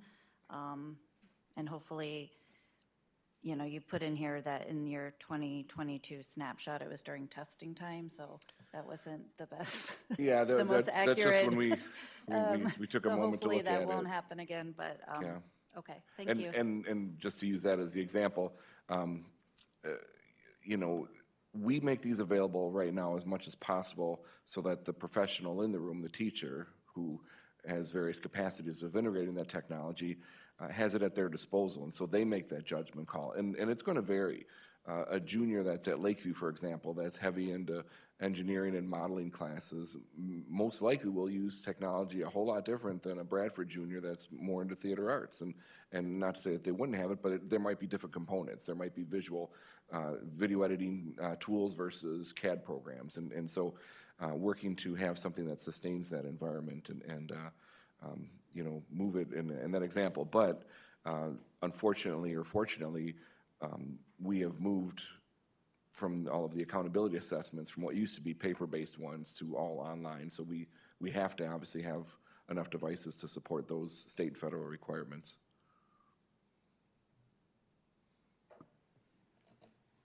Bob? So have we taken any consideration to look at there's a lot of data out there now, there's a lot of surveys out there, studies out there about how screens in general are negatively impacting education, especially before high school. And if you look, 6th, 7th, 8th grade, middle school, that's the highest time, and that's where our biggest math failures are. That's where our biggest gaps seem to come from elementary to there. I know some 6th grade math teachers, and it is very hard to teach math on a computer. I'm sorry? It's hard to teach math using the kids have to type their answers. They use computers quite a bit for math, and math is very hard to do, in my opinion, especially when you're learning math, unless it's on a pen and paper or pencil paper, whatever, manually. And I've heard complaints from them, and I know the grading's easier, I know the data's easier to track, I know that, but are the scores improving since we're using more computers? Do we have any of that? And that's the chart I want to see, is that screen time to grades. That may be a little bit more difficult only because there's not a consistent approach. So if you took all 6th grade math, for example, across all of our buildings that have 6th grade and the multiple teachers that have it, they may be approaching that standpoint, and some of them, may utilize the technology less than others. And so without implementing a consistent baseline and say, hey, for the month of February, every day you're going to use it for 20 minutes, and these are the sites you're going to go to, or these are the resources you're going to use, and having that controlled scenario. It would be hard. I understand your question. I think that would be an awesome chart to see as well. But without some of that controlled portion to it, we wouldn't have kind of a clean representation of what that could look like. I would say, though, that as the expectation is, as we integrate more real-time analytics, which we have in relation to the assessments, as we work to, at least at the middle school, implement what are known as common assessments, or what we've used in the past, that the instructor, being the professional in classroom, takes that data and then utilizes whatever is in their tool bag, be it a Chromebook, be it another piece of modeling software, be it another simulator, be it paper and pen or packet work or any of those things, that they work to then address those needs for those students. Because again, you're going to have kids with different needs in that same mix. I appreciate it. Yeah, because one of my biggest complaints, especially with my child who was struggling in math, was we don't have books anymore. They get a workbook, but the workbook gets turned into the teacher. She's falling behind in math. I don't know what math she's doing. I can't help her with the math. They won't give me a workbook. The answer was see the teacher. My daughter wasn't learning from that specific educator's way of teaching her, which is fine. Not everybody learns the same way. But back in the day when you had a book, you could bring the book home. You could, your parents could help you. Like, you get what I'm saying? Like with this new, mainly math and reading to me. If you can, math, reading, and handling your emotions. If you can handle your emotions, you can read and comprehend what you're reading and do math, you will survive and do well in this world. And we are doing very poorly at math and reading. I would add to what you're asking. We have a lot of professional development coming up for our teachers this week. Thursday is a really big day for that. But in math and science, we're talking a lot about just what you're saying, exploration, having conversations, collaborative discussions among students, giving them time to just think with each other and explore what's happening, especially in math, especially in science, doing more hands-on projects and things like that. So that's a little preview of where we're going with our professional development for our teachers, and hoping that that implementation, knowing that implementation will carry through into the classroom. So it's part of what we're creating, it's part of what we're sharing, and then that implementation when we get down to the student level. So when we're talking about screen time, we're hoping that that little bit of shift in where we're going will be helpful. I will say that there are times, especially with we're working on some middle school common assessments, and so for that particular type of assessment, it's really nice to be able to have a computer component to it so that it is collected, it's district-wide.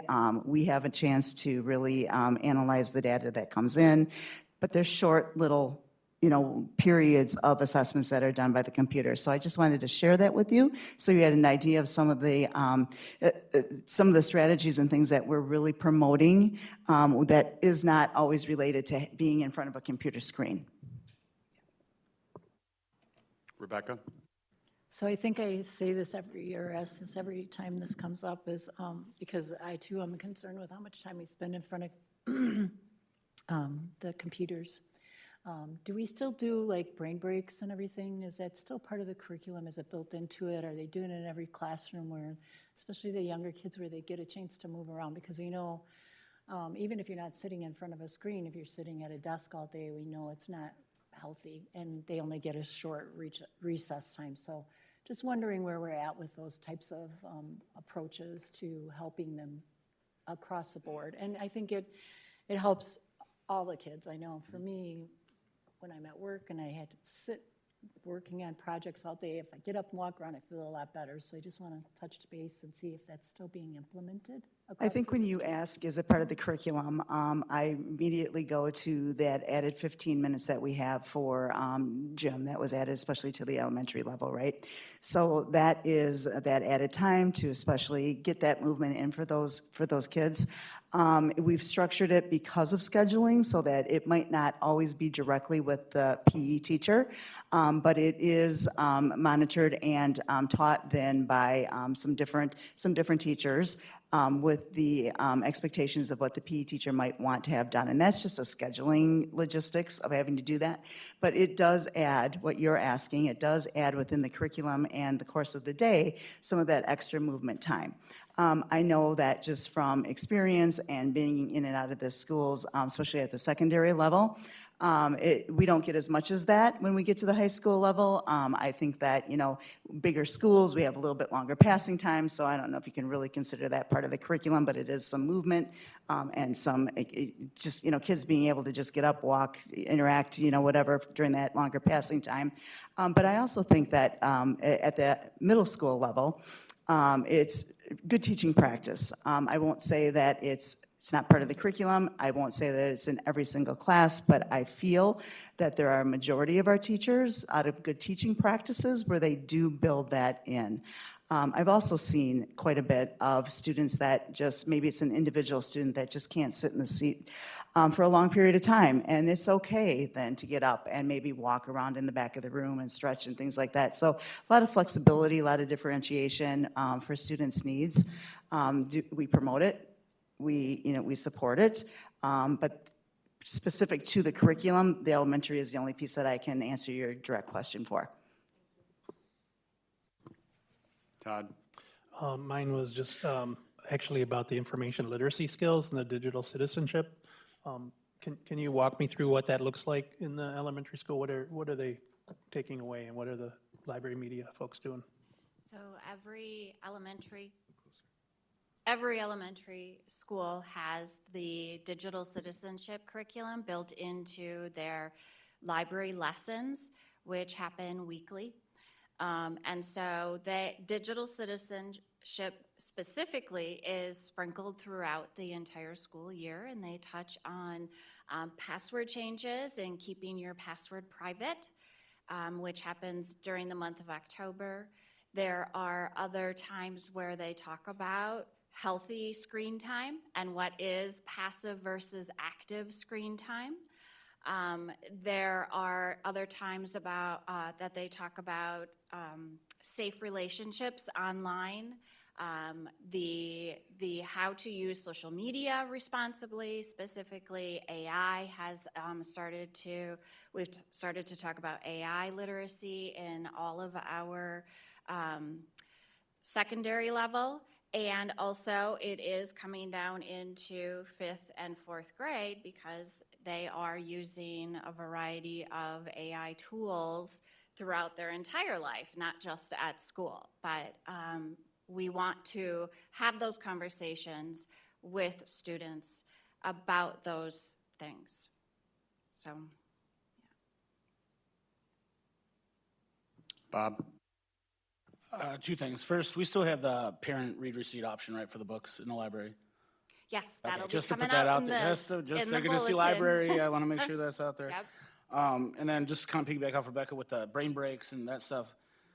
So it was recess that we added 15 minutes to for elementary. No, We did add some, I thought we added some PE time too.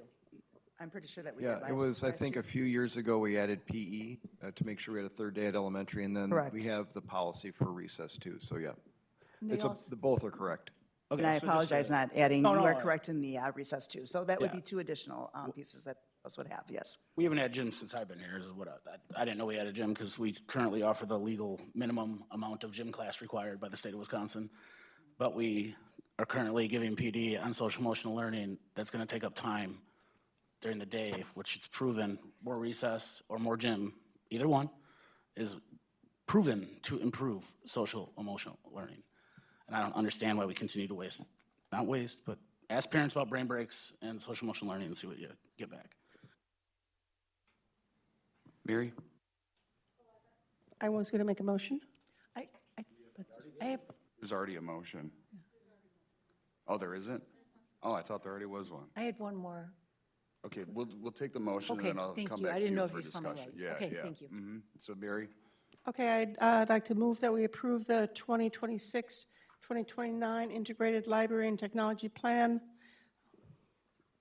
Is there a second? I'll second. Okay, Rebecca? I just wanted to say, when Bob was asking about the brain breaks piece too, the thing that I was referring to was actually done in the classroom, and it's been a while. But I ask every year to make sure, because a lot of times, especially our younger kids, it's a lot. And it's just healthier to have those opportunities to move around and take a break from screens. So that's where I'm coming from. So thank you. Any further discussion? Those in favor say aye. Aye. Aye. Any opposed? Chair votes aye, motion carries. Next item on the agenda, request for approval of policy 3510, use of security cameras and electronic equipment, first and second reading. Yep, Mr. Keckler has this. Thank you, Mr. President. The next two policies are brand-new policies, both driven by recent state laws. And thus, one of the reasons why both are up for first and second reading for implementation timelines. The vast majority of the conditions listed in both policies are more just indicative of the state requirements. Regarding the first one, the introduction of policy 3510, use of security cameras and electronic equipment. This is primarily related to busing regulations and components and covers, both contracted bus services, non-contracted or non-alternative bus transportation, one, and then what would be like charter buses and the expectations and rules. And it just reiterates not only for that transportation environment, but then also the use of video or audio recordings and the expected professional and legal guidelines associated with them. KUSD right now has approximately 2,500 security cameras in play. Every once in a while, any given day, a couple go down, and then we have to replace them. And then, it outlines it in here what the expectations and administrative regulations are for any further expansion of them in particular locations, but obviously protects expected privacy areas such as bathrooms, restrooms, things like that. So happy to answer questions about this one. Mary? I'd like to make a motion that we approve policy 3510, use of security cameras and electronic equipment as a first and second reading. Second. Any discussion? Those in favor say aye. Aye. Aye. Any opposed? Chair votes aye, motion carries. Next, we go to proposal of policy rule 3730, use of unmanned aircraft, drones, first and second reading. As anybody that's attended an outside event in the last couple of years, the buzzing that is not the mosquitoes is usually due to drones and unmanned aircraft, and obviously it's grown quite a bit in our society, primarily driven by the Federal Aviation Association, the FAA. This then is a continuance of that, and it also then outlines what our proper and expected use, primarily due to security and safety.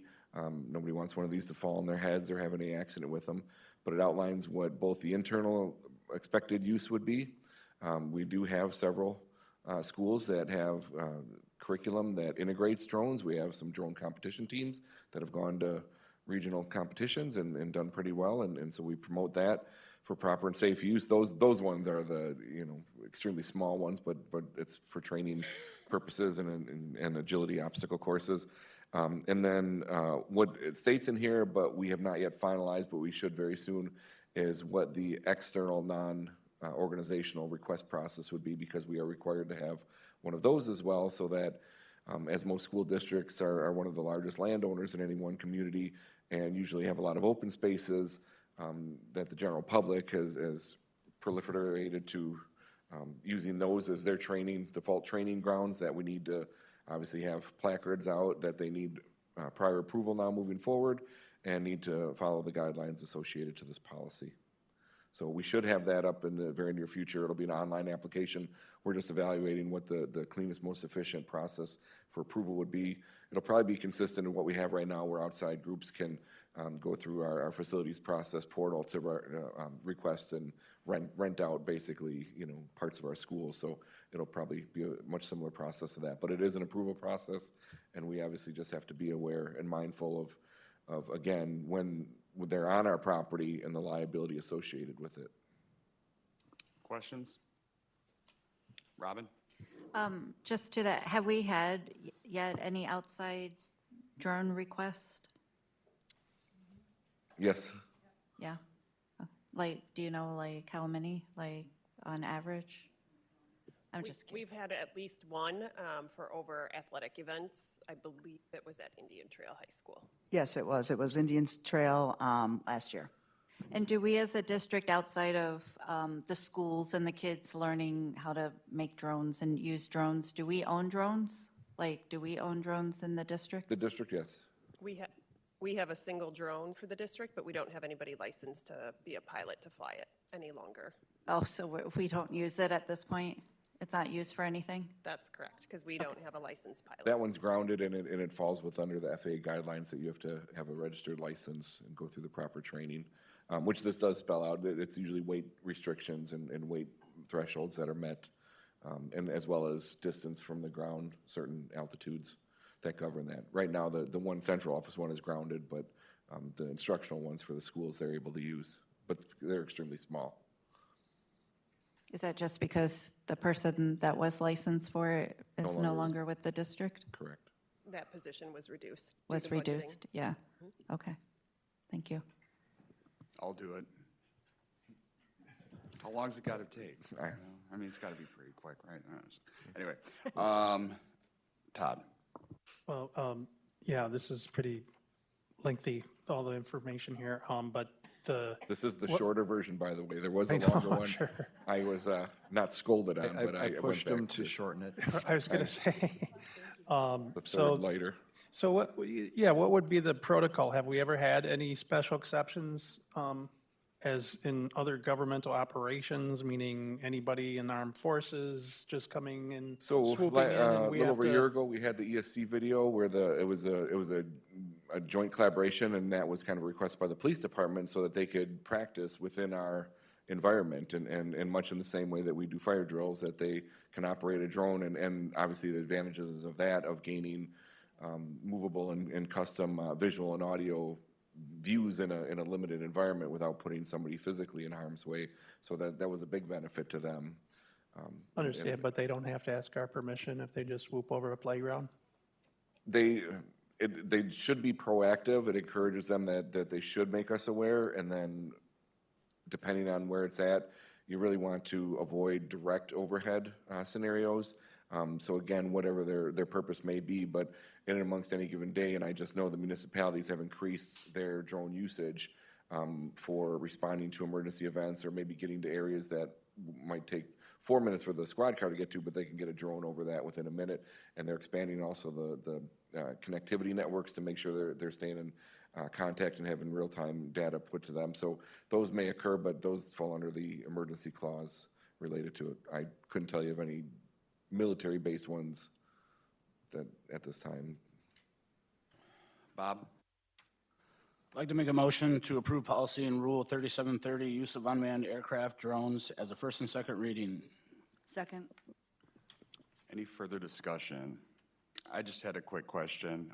So if a outside group wants to apply to use a drone at like an outdoor athletics event, how does the policy remain consistent with other considerations like FERPA and things around student privacy and things like that? If it's outside, that's really a publicly accessible event. So FERPA's kind of out the window.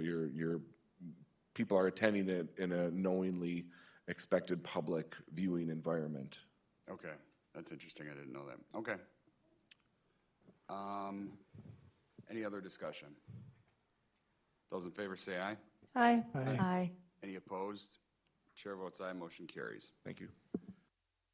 Next item is revision of policy 5110.1, student equal opportunity, non-discrimination, and anti-harassment in education. Dr. Weiss? Yep, this is Mr. Antheline, and actually, it's a fairly quick update. I'll let him give. Good evening. This is a very quick update. It is just changing the compliance officer on the policy that's been consistent. There were no recommended changes from the state or anything this year, so one change person. And as I'd a like to matter make- of process, is that required to be mentioned in policy? Yes. Okay, good to know. All right, Bob? I'd like to make a motion, and I'll speak to it after. I'd like to make a motion that we push this to the Personnel Policy Committee. And that's just because I've met with a lot of people in the community that feel there's a lot of work that needs to be done with this policy, especially racially and with students with special needs. So that's why we have committees. I think we should take it down there, reevaluate the policy before we approve it. I'll second that. If I may, I would suggest that we approve the policy with changes to be in compliance and then bring it back to personnel and policy if that's what the board wishes. But just to be in compliance with the law, I think I would recommend that we change the name now and then refer it to personnel and policy after that. I'll change my motion to change it for now for the clerical update to be legal, and it go on the very next Personnel Policy Committee. You got that, Denise? Okay. Mary? That's what I was going to suggest. Oh, okay. Todd? Nope, pass. Sounds good. Any further discussion? All those in favor, say aye. Aye. Any opposed? Chair votes aye, motion carries. All right, now on to item F, revision of policy rule 5437, threats and assaults, first and second reading. Dr. Weiss. Thank you. Presenting this will be Ms. Santelli and Ms. Guckenberger. This policy was brought to our attention by there was some concerns that the KEA brought to our attention. We met several times and believe that we have a revision that addressed some of those concerns for protections to staff and made it more explicit how staff can receive help should they be in a threatening or position or assaulted. And Ms. Guckenberger worked on creating a guidance for staff, and I'll turn it over to them. Thank you, Dr. Weiss. Yes, so the previous policy or the existing policy that was last revised in June of 2022 didn't really explicitly address the procedural requirements that apply when a student with a disability is involved in conduct that is subject of this policy. So the revisions that I proposed kind of close that gap. No existing language was removed. It was just added value to. I think the policy also adds clarity for all staff. When a student with a disability is involved in conduct addressed by this policy, staff across the entire district now can benefit from clear policy level guidance on how discipline procedures intersect with disability law. The revisions ensure that classroom teachers, administrators, support staff share a common understanding of the district's obligation and the protections that apply, and that those obligations are documented in policy rather than left to informal practice. And then to Dr. Weiss's last statement, I also crafted staff guidance. So when a student is aggressive to them, so what protective measures can come to them, that human value, right?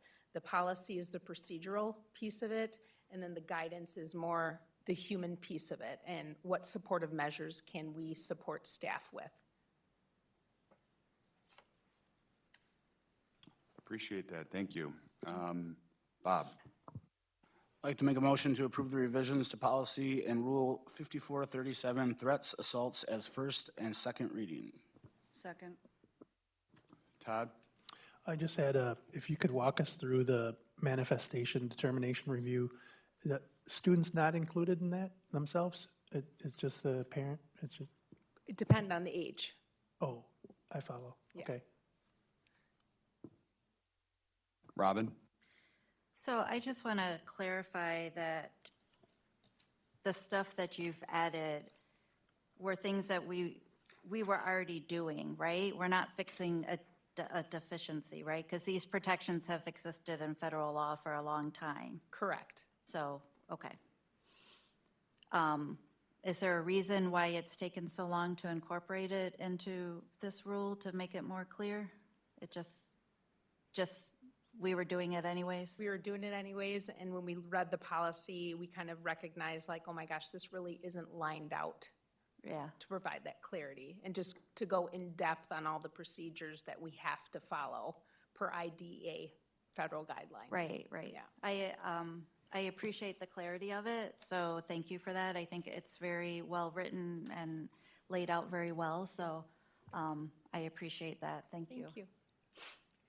I would just add too that, these policies come up either through rotation or somebody says, hey, we think that maybe there should be a revision, and then there's a conversation about it. So they come to our attention in all different ways. And so I think that it really adds to what you're saying. This is everything that we have been doing, but it's really nice to capture it within policies so that it's known to everybody, and we can follow it too, and we have something to fall back on when we do have questions or appeals or other things that come up. We can fall back on these policies that are rewritten this way. Yeah, sorry, I just want to say that I really like policies that are written like in really straight language and clear.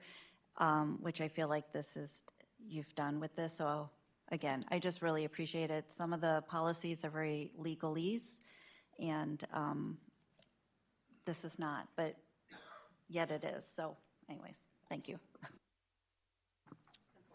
Any other questions? I need a motion. Oh, wait, do we have a motion, Denise? Yeah, okay. See, yeah, man. It's late, okay? It's late. All right, we got a motion to second. No further discussion. All those in favor say aye. Aye. Aye. Any opposed? Chair votes aye, motion carries. Next, we move on to Boys and Girls Club of Kenosha Gang Prevention Education Program 2025-26 year-end report and approval of the 26-27 memorandum of understanding. Dr. Weiss. Yes, Mr. Antheline and a team from the Boys and Girls Club are here to present.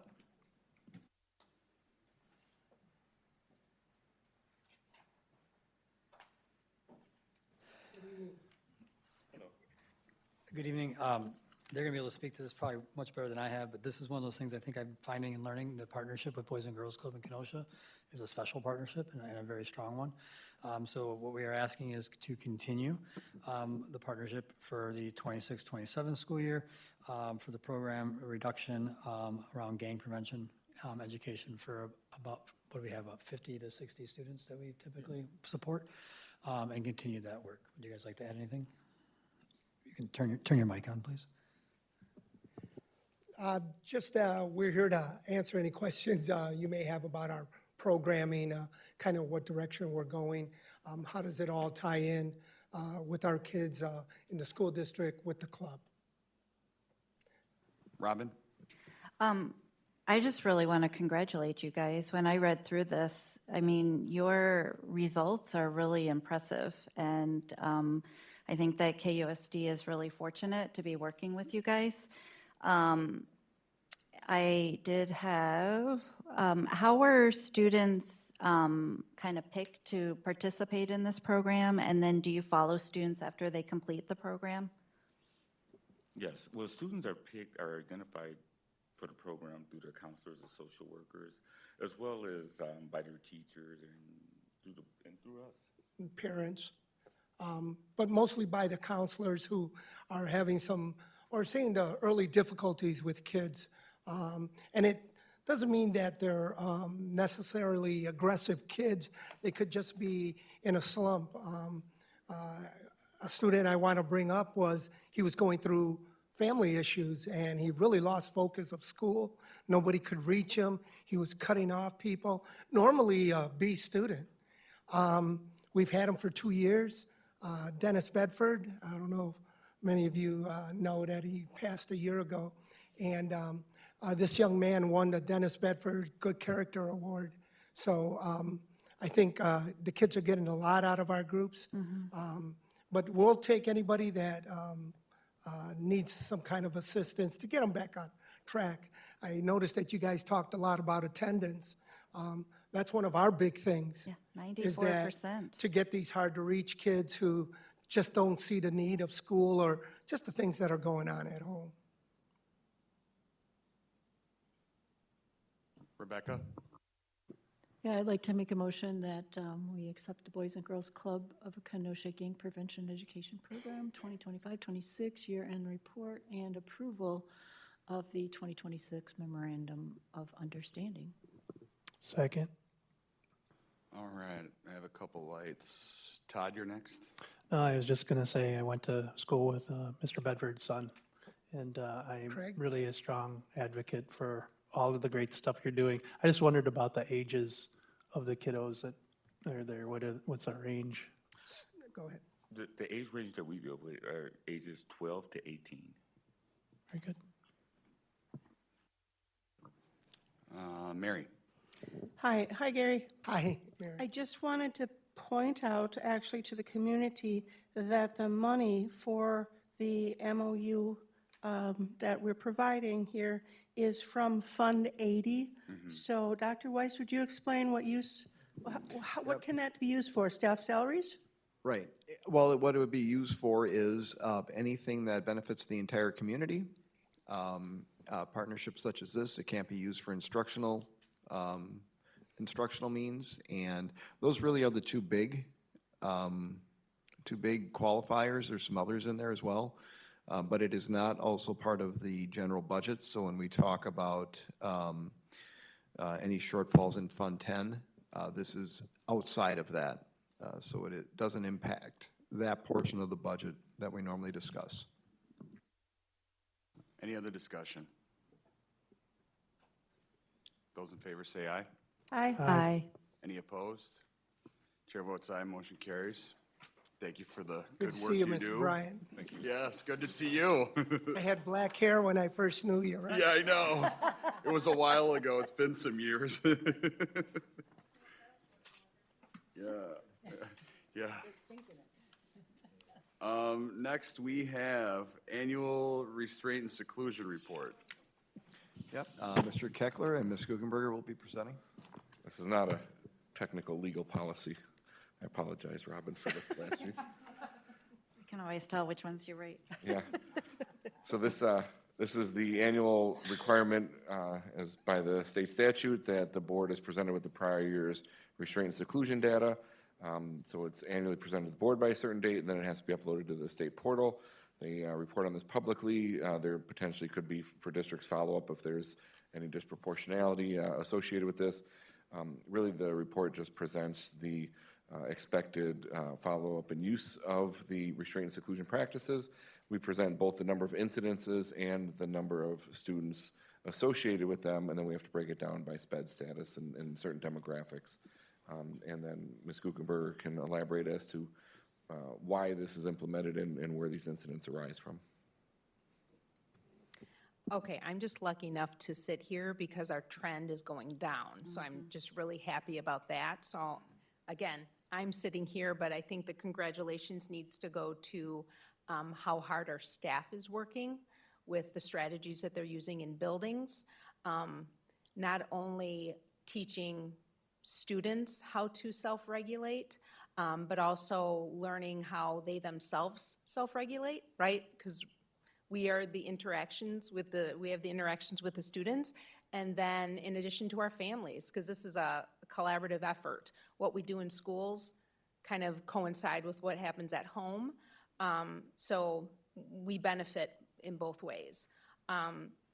I know we've had a couple schools, so what happens is sometimes DPI reaches out, and if they see a few of our schools where the seclusion restraints are more consolidated, they reach out and then we do some work. We do a root cause analysis, we do an action plan, so then we work to see how can we help to minimize that use of seclusion restraint.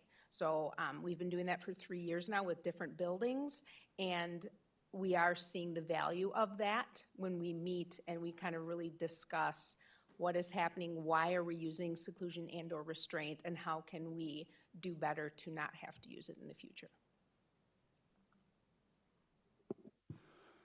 Questions? Bob?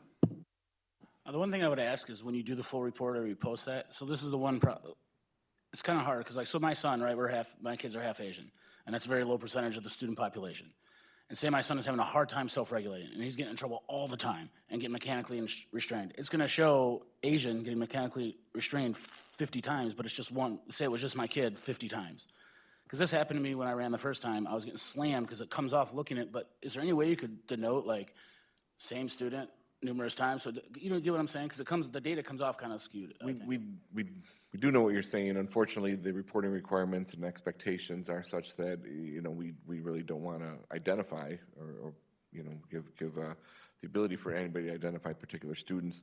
But there are some of those in here. So obviously, when you look at the number of incidences, it's certainly not a one-for-one. And there are some specific cases, and the majority of them being identified with students with special needs, it's usually in their IEP to protect them and the students around them or their caregivers associated with what might be potential you know, harmful acts that they may inadvertently just be going through at the time.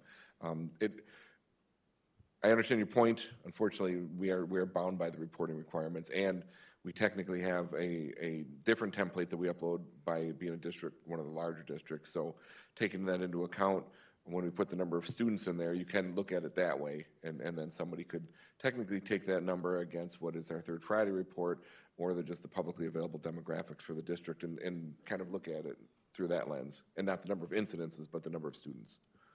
Yep. Robin?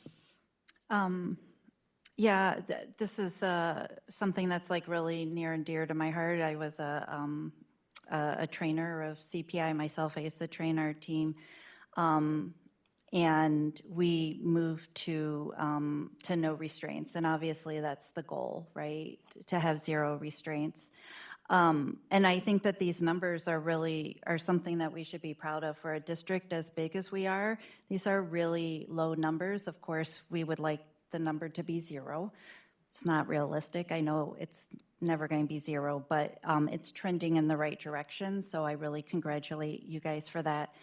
But one thing I did kind of like notice is that when you look at the demographics, it looks like Black students make up about 42%. And so I'm just wondering, like, how do you monitor the demographic trends, and what efforts are you placing to reduce it? So, you know, it's not disproportionality, right? Of like of our students of color are being physically restrained more, like. Absolutely. That goes all into how, as adults, we kind of refine our adult practice. We look at doing culture walks within the school buildings to make sure we are being culturally sensitive, and we start monitoring that through NextPath, which is one of our data reporting systems that we can do that with. And we just look at when there is an instance of restraint or seclusion, we always meet as a team to kind of meet and outline, okay, what worked, what didn't work, what can we do better next time? And if we start to see patterns in that area, then we can go as, I used to be a trainer as well, we can go as a team to figure out what is the barrier and why is this continuing to happen, and always look to refine that practice. But I agree with you, it's something that we definitely have to monitor. We really need to continue to look at, and, you know, I know this will come out every year, so I'll be looking at that. So just so you know, thanks. Todd? Sabrina?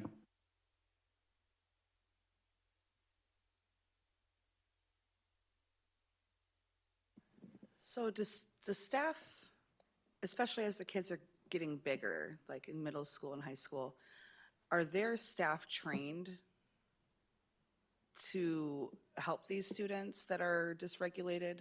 Because the mechanical, so I wish it broke down by school, because in previous years, you guys broke it down by school? We did, and so we've aligned this to the state reporting piece. That is, we do load that up, but the vast majority of those are less than 3 of a quantity, and so we would end up asterisking the reports to avoid potential identification in that regard.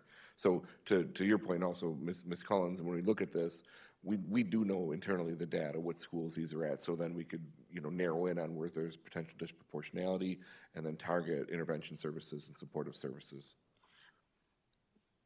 So one of the reasons why I got on the board, one of the reasons why I ran in the first place was for special education. I know families whose children have been arrested at schools for being dysregulated. Is that the last measure?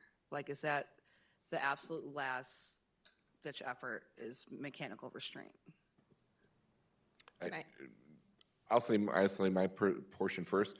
When I was a high school dean and working to dysregulate students, working with them, talking to them, went as far as I could go, but I've seen the SRO enact their protocols, both in addition or absent of efforts that I had done or other staff had done. So to say it's the last ditch effort, you still work with that student, but they make their call based on their training and their path and protocol. But even in that scenario, still working with the student to help them deregulate, because that's frightening for them. I've seen it. It can be traumatizing. It's certainly physically confining, and then emotionally and mentally as well. And to get them to a state where, you know, that wasn't my intent, but, you know, I mean, police officers, this is their training, in the blink of an eye, all of a sudden they have a kid on the ground in cuffs and as I'm talking to them. And so I've seen firsthand and experienced that. And so it's not as if I say, okay, we're done working with the kid, because we still have to have the student.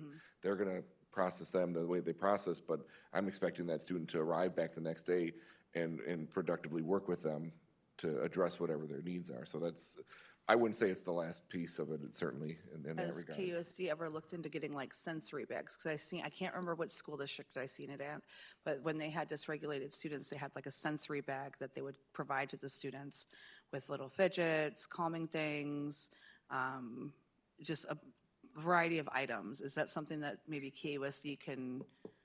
Sure, I guess it depends on how dysregulated, the student is. No, I right? know, Yeah. my youngest, yeah, no, I understand that, but I just, For sure. I mean, we want to try all the attempts, and I just want to piggyback off of what Mr. Keckler said. We also have one of our trainers for nonviolent crisis intervention is a retired police officer, because we were seeing that knee-jerk jump of our SROs to the potential of putting handcuffs on, which is what would constitute a mechanical restraint. No staff in KUSD, like a teacher or anything, does mechanical restraint. Those are when kids are put in handcuffs. That is our only mechanical restraint. I just want to be very clear on that. But a lot of our SROs and some of the off-duty police officers have gone through the NCI training, so they can see like all the prevention, intervention, postvention tactics that we would want to use. So then that language can be consistent. So when staff is working with a student, we can almost look at that SRI and be like, nope, we need to create some space. We need to back off and do all of those prevention techniques that we should before we have to leap to those handcuffs. So yeah, I have your concern as well. Robin? Can we require that all the SROs go through the nonviolent crisis intervention training? I believe it was- Because I know, and it's gotten even better through the years in their de-escalation techniques. It's really good stuff, and I really feel that all of our SROs should be trained in it. And then how do you determine which staff members get trained? So actually, we have a training tomorrow.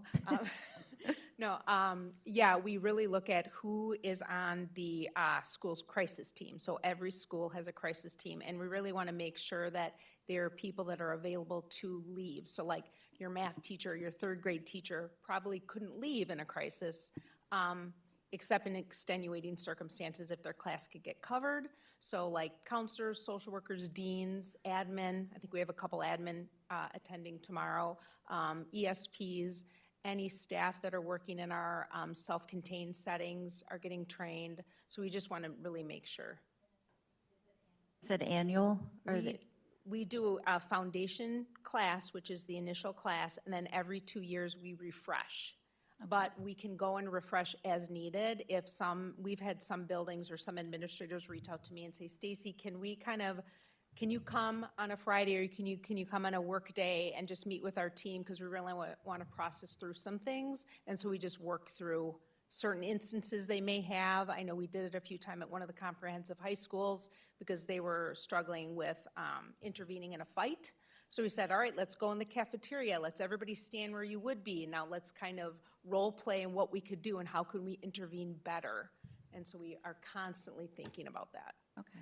Yeah, you might want to think about increasing that amount of training. That's just a personal, where I came from, we were trained 8 hours every year. It was an annual thing. We took it very seriously. So I'm not saying that it's the same. I worked for a special ed co-op, but just something to think about. Any other discussion?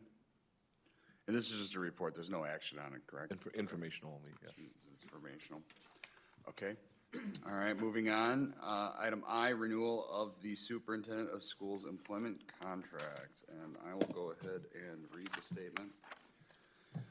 Dr. Jeffrey Weiss was appointed as superintendent of schools effective October 1st, 2022 pursuant to a 2-year contract. A new 2-year contract was issued to Dr. Weiss effective July 1st, 2024. to continue Dr. Weiss's employment for an additional 2-year period. On January 20th, 2025, the Board of Education approved a 1-year extension of Dr. Weiss's employment contract that extended his current contract term through June 30th, 2027. Given prior board action to align benefits and compensation of ASTs, including that of the superintendent, with that of the district's educators, a revised contract covering the period of July 1st, 2026 through June 30th, 2028, with the option of 1-year extension had been drafted for Dr. Weiss.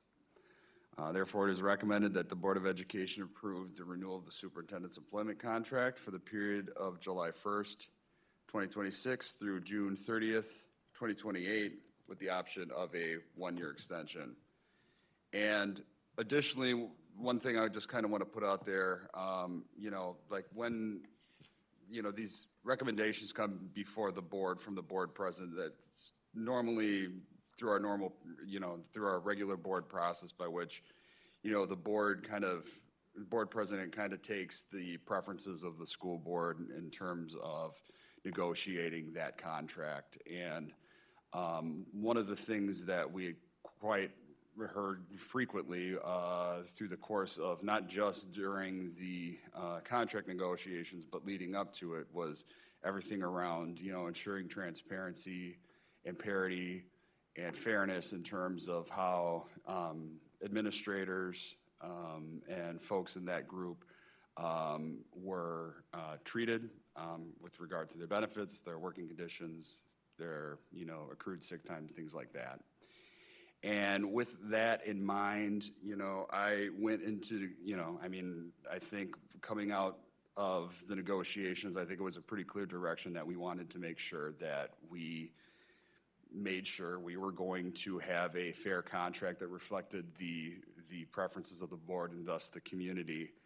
And, I kind of wanted to highlight some of these things. Number one, Dr. Weiss is not, based on this contract that we're recommending and was negotiated, Dr. Weiss is not going to be taking a salary increase relative to the previous contract. All of that publicly available data that is already out there in terms of how much is getting paid will remain the same.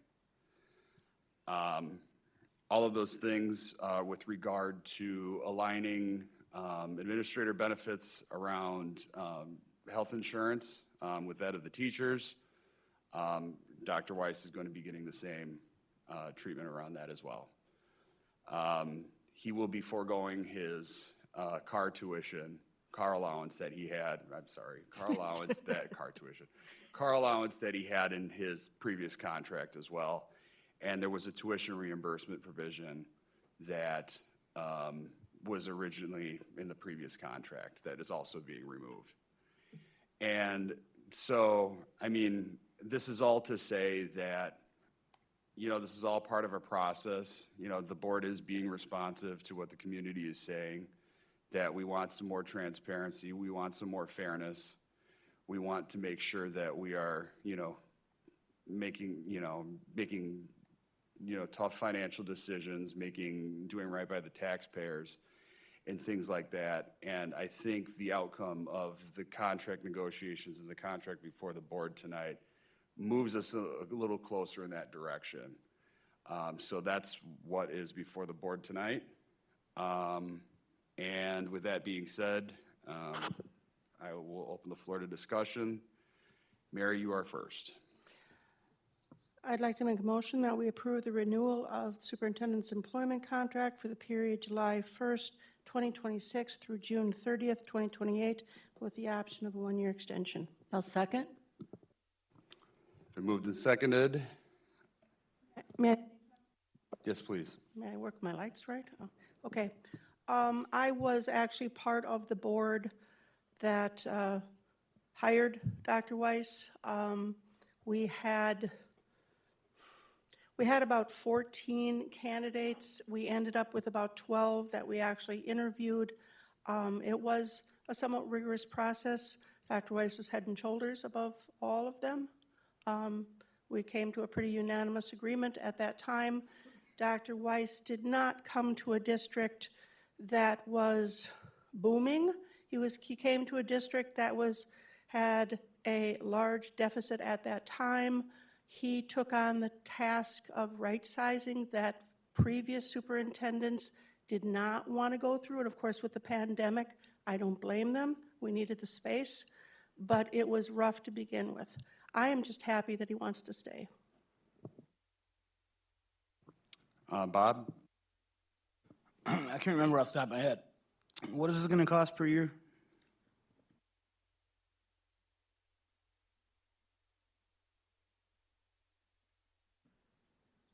That'd be salary and benefits? Yeah, it's a contract. I don't have it in front of me. If there was no changes, I can tell you what it cost last year. It's around Wow. 240 and some change, I think, is what his Yeah. salary is in the contract. Yeah, the salary portion is 240, 261. I have that number in front of me, but then you're talking about all the related benefits that Wisconsin retirement, FICA Medicare, workers' comp, all those things that aren't necessarily compensation given to the individual, but still a cost to the district. And I did share that in closed session along with comparables with the other big five districts. I shared my salary and benefits in relation with the other big five superintendents at that time. I don't have that document with me now, but it was shared. No, I'm not saying it wasn't. I just forgot. Sabrina?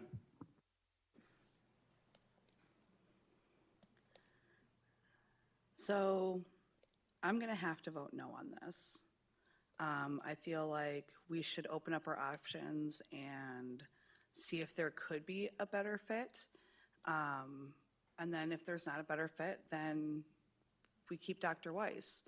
I don't think it works that way. Well, okay, well, if it doesn't work that way, it doesn't work that way.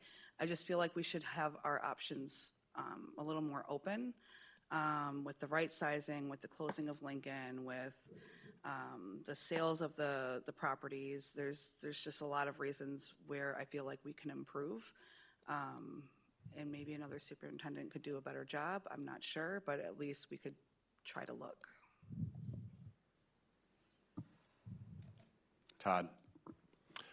First of all, I was also with Mary, I think Rebecca, and others, and we had at the time a couple other folks, Todd Battle and Yolanda Adams did the negotiation at the time. Again, we had 14 candidates. It came down to 12. Then it came down to 6, and of those 6, there were 2 who really stood out as clearly qualified, and Dr. Weiss was one of them. I've not agreed with Dr. Weiss on everything. I've agreed with him on many things, and the right sizing, as painful as that was something that was a can that was kicked down the road by previous superintendents who were, let's be frank, paid very handsomely to leave the district. I'm surprised this superintendent has stayed here this long, frankly. And I think that it's very costly to find another superintendent. And I applaud our president. He's done an admirable job. We all discussed very much so what are the strengths and benefits of a person that runs this type of school district with all the different challenges here and all the great successes. I look forward to working with Dr. Weiss in the next few years with our board, and we'll open it up again in a few years, I'm sure, because that's what happens. That's how it goes. Rebecca? Well, first of all, I've been on this, I'm probably the longest-standing board member in Kenosha Unified ever, and I've seen a lot of different things happen with the superintendent of schools.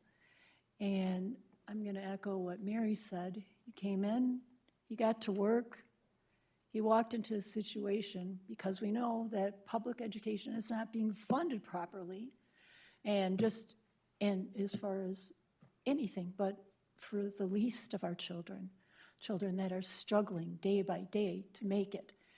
And Dr. Weiss had to come in at a difficult time. We knew the number of students that are even being born, children that are not here anymore and will not be. So you can't justify saying I want more money to make sure I can cover all those special education needs, to make sure I cover all the things in a district that has to be covered. And you're doing that based on the numbers that don't support you any longer. And it hasn't been corrected until now. So you can have all the schools open that you want, but that doesn't mean that you can serve the children because you're not going to have enough people in the trenches with them. And it is so important to make the investment in a person that has been willing to give us some of the worst news we've ever had to deal with on this board. And Carl and I have served together previous too, so he understands it. It's a very tough time to be in public education, and I want to thank you for doing all you have so far here at Kenosha. Robin? Yeah, first of all, I want to tell Dr. Weiss that I appreciate that you took a salary freeze and some of the benefits that you're willing to give up, listening to the community.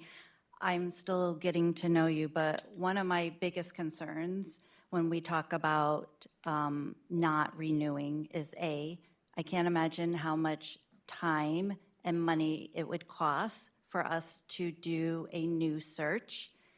B, we have a new chief of school leadership, Mr. Anteline, which I am thrilled to be working with and getting to know, but he's brand new to the district.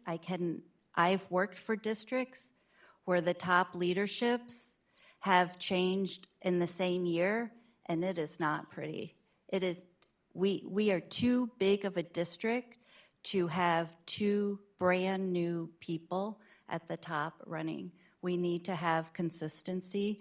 And so that's my concern too. Like, looking forward to working with you, but you're still figuring it out, right? It's gonna take a year or so to figure out this district. So that's just the reality of it too. Sabrina? I understand, and I appreciate the work that Dr. Weiss has done. I'm not saying that I don't. But there are still shortcomings with the racial inequality here in Kenosha Unified, with the right sizing. And I understand the right sizing had to be done, and that got pushed down the road for a long time. But I don't think it should have been 7 schools at once. I think that was detrimental to the community, and I think that affected the community more than anything. And I think that's one of the hugest reasons why we're not passing a referendum. This district is desperate for a referendum. We're desperate for a referendum. We went last time in February. I remember I said we shouldn't go in February, but I was too new. No one listened to me. No one believed me. I think Bob said the same thing. We should not be going in February, but we were new. No one listened to us.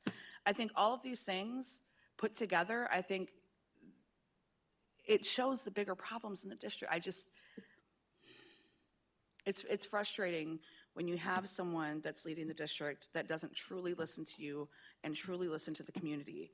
That, I think, is key. And if he gets his contract renewed, I hope he can prove me wrong. That's all I can say. I'm going to share something from my personal experience. And I say this from somebody who just recently became board president, but also somebody who worked with Dr. Weiss for a year prior to that, being vice president when I got back on the school board. I'm in a unique position because, I was on the board for 6 years. I took time off to get to work for DPI and kind of understand what other school districts are going through and have that statewide perspective, and then to come back to the school district to work with Dr. Weiss. And, over that time in Kenosha, through my time originally on the board and being back, I worked with 4 different superintendents. I don't think it would be any great surprise, and I think everybody would probably agree with me that Joe Manji was probably the best one, so we're just gonna leave him out. But but of the superintendents that I worked with, Dr. Weiss has been the easiest for me to work with in terms of hey, there's an issue coming up. A community member is telling me this. There's this thing going on, can you please look into it? And more often than not, the turnaround is quite responsive, and I get a follow-up right away.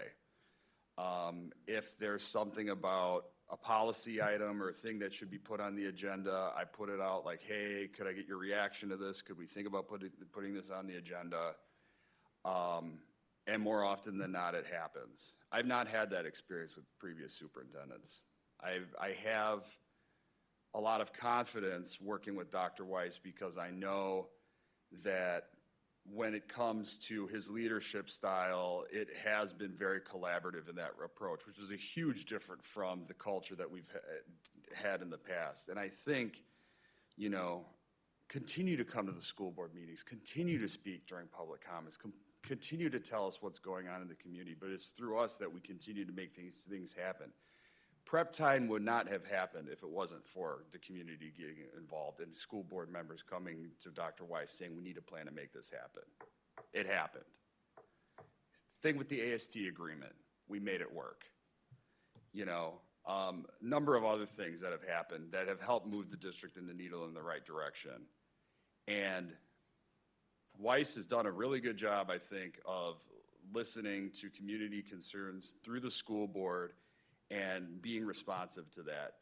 We don't get 100% of what we want, but you know what? Like, can't also fix the fact that we've been living under 15 years of Act 10. I appreciate the sign, but we've been living under 15 years of Act 10. We have been living under strict revenue limits that have not kept pace with inflation. We have, and this is not unique to Kenosha Unified. The $17 million budget is not because of anything any one person did, but we're managing, you know, and we do with what we can. And I think through this process, through the collaborative conversations that we've been having with folks out in the community and engaging different stakeholders and things like that is one part of the process to making sure that we have a school board and a leadership that gets closer to what the community wants. And that's the only way we're going to work through this stuff. But we can't, you know, one person and one school board cannot make up for all the structural problems that have been impacting public education. We're trying to do with what we have. And I think we've done a pretty good job listening to community. I'm thankful for Dr. Weiss's leadership on this. We don't agree on everything, but, you know, we're getting somewhere, and I'm pleased to continue this partnership. So with that, Bob, you're next. I was going to be a quiet no, but you brought up the AST agreement that I was never told about behind my back. That's one reason I'm voting no. I didn't see his contract last year before the board approved it. That's another reason I'm voting no. Publicly stated that he would improve behavior, hasn't done it. That's another reason why I'm voting no. And I like Dr. Weiss a lot. I think he's a good man. I think he tries hard. I think he's got a big heart. I just don't think he's strong as far as hard decisions, making tough choices, especially when it comes to leadership staff. We've been at least 3 people that I believe should have been fired a long time ago, and we let them retire. So that's why I'm a hard no. Robin? I just want to say that since being on the board, I ask a lot of questions. I send a lot of emails, and every question and every email that I send, I get before every board meeting. I spend hours reading through the board packet, and I ask questions about it, and I get answers. So all of the agreements have been in the board packet. The AST agreement last year was in the board packet. So I appreciate, because I know I can be a lot, and I send, Carl can, because he's CC'd on every email I send. He knows that I send a lot of emails and I ask a lot of questions, and Dr. Weiss answers every single one, and I appreciate that. Any further discussion? Can we get a roll call vote?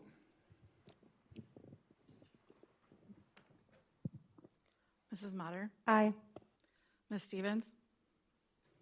Aye. Mr. Tierney? Nope. Ms. Cullen, Aye. Dr. Price, Aye. Ms. Landry, No. Dr. Bryan. Aye, motion carries. We now move on to school board standing committees update, August meeting recap for the committee of the whole. Do you want to do that? Yep, I've got this one.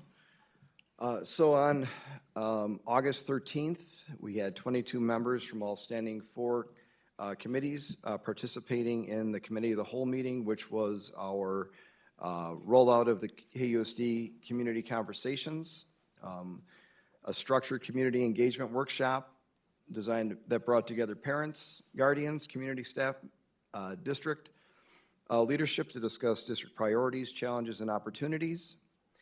These were designed to strengthen two-way communication, increase transparency, and gather community feedback. All of the meeting minutes are published on the district website and can be found under community outreach. So this is just an informational item. Our next community, our KUSD conversation is on Thursday at the Northside Library. Any questions? Robin? Community members can sign up for that, right? There's a sign up online if community members would like to be a part of that conversation. Yes, Tanya has info. Yeah, we've pushed it out via Parent Square a couple times. It's also on our social media pages. We're trying to reach out to the general public. We've also included anybody who's been in our community groups via our Parent Square as well to make sure we're reaching as many people as possible. So I would really encourage community members to sign up for those. Thank you. All right, moving on, we have some resolutions to go over. National Hispanic Heritage Month 2026. Who's got the English version? We're gonna take turns each line. Okay, go ahead. Yep. All right, for National Hispanic Heritage Month 2026, whereas in 1968, President Lyndon B. Johnson first proclaimed National Hispanic Heritage Week to pay tribute to the contributions of Latinos and Latinas in American culture, and the work of early Spanish explorers and settlers.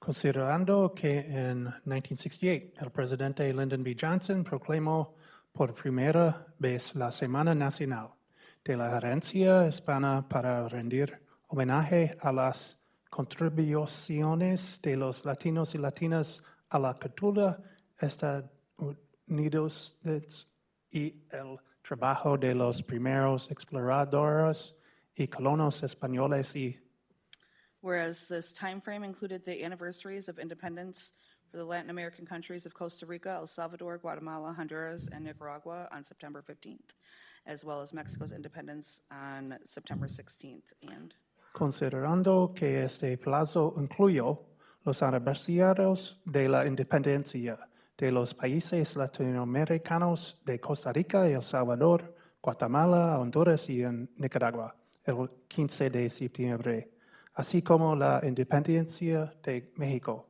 el 16 de septiembre. Y whereas the recognized contributions grew, and as such, Hispanic Heritage Week was expanded to National Hispanic Heritage Month, which has been celebrated from September 15th through October 15th since 1989. considerando que las contribuciones reconocidas crecieron y, como tal, la Semana de la Herencia Hispana se expandió al mes nacional de la Herencia Hispana que se celebra del 15 de septiembre al 15 de octubre desde 1989. Whereas we recognize and honor the contributions of Hispanic and Latino leaders, educators, and community members in Kenosha, Wisconsin, whose impact continues to shape our schools and communities. Considerando que reconocemos y honramos las contribuciones de hispanos y líderes latinos, educadores y los miembros de la comunidad en Kenosha y Wisconsin, cuyo impacto continúa moldeando nuestras escuelas y comunidades y Whereas KUSD is committed to fostering an inclusive, equitable, and respectful learning environment for all students, and acknowledges the importance of honoring the histories and contributions of Hispanic and Latino communities year-round. considerando que el Distrito Escolar Unificado de Kenosha es comprometido a fomentar un entorno de aprendizaje inclusivo, equitativo y respetuoso para todos los estudiantes, y reconoce la importancia de honrar las historias y contribuciones de las comunidades hispanas y latinas durante todo el año. Y Whereas by observing National Hispanic Heritage Month, we raise awareness of and celebrate the culture and traditions of people whose ancestry can be traced to Spain, Mexico, Central America, and the Caribbean islands. considerando que el observar el Mes Nacional de la Herencia All subject areas enriches students' understanding of U.S. history and contributes to a more accurate and inclusive education. considerando que integrar la historia hispana durante el año escolar y en todas las áreas temáticas enriquece la comprensión de los estudiantes sobre la historia de los Estados Unidos y contribuye a una educación más precisa y inclusiva. Now therefore be it resolved that Kenosha Unified School District's Board of Education does hereby proclaim September 15th to October 15th as National Hispanic Heritage Month and encourages all schools to engage in meaningful educational activities that reflect the spirit and purpose of this observance. Ahora, por lo tanto, se resuelve que la Junta de Educación del Distrito Escolar Unificado de Kenosha proclama del 15 de septiembre al 15 de octubre como el Mes Nacional de la Herencia Hispana y invita a todas las escuelas a participar en actividades educativas significativas que reflejan el espíritu y propósito de esta conmemoración. All right, who's making the motion? Make a motion to approve the Second. All right, it's been moved and seconded. Any discussion? Those in favor say aye. Aye. Any opposed? Chair votes aye, motion carries. Next, we have National Suicide Prevention Month 2026. Who has that one? Bob?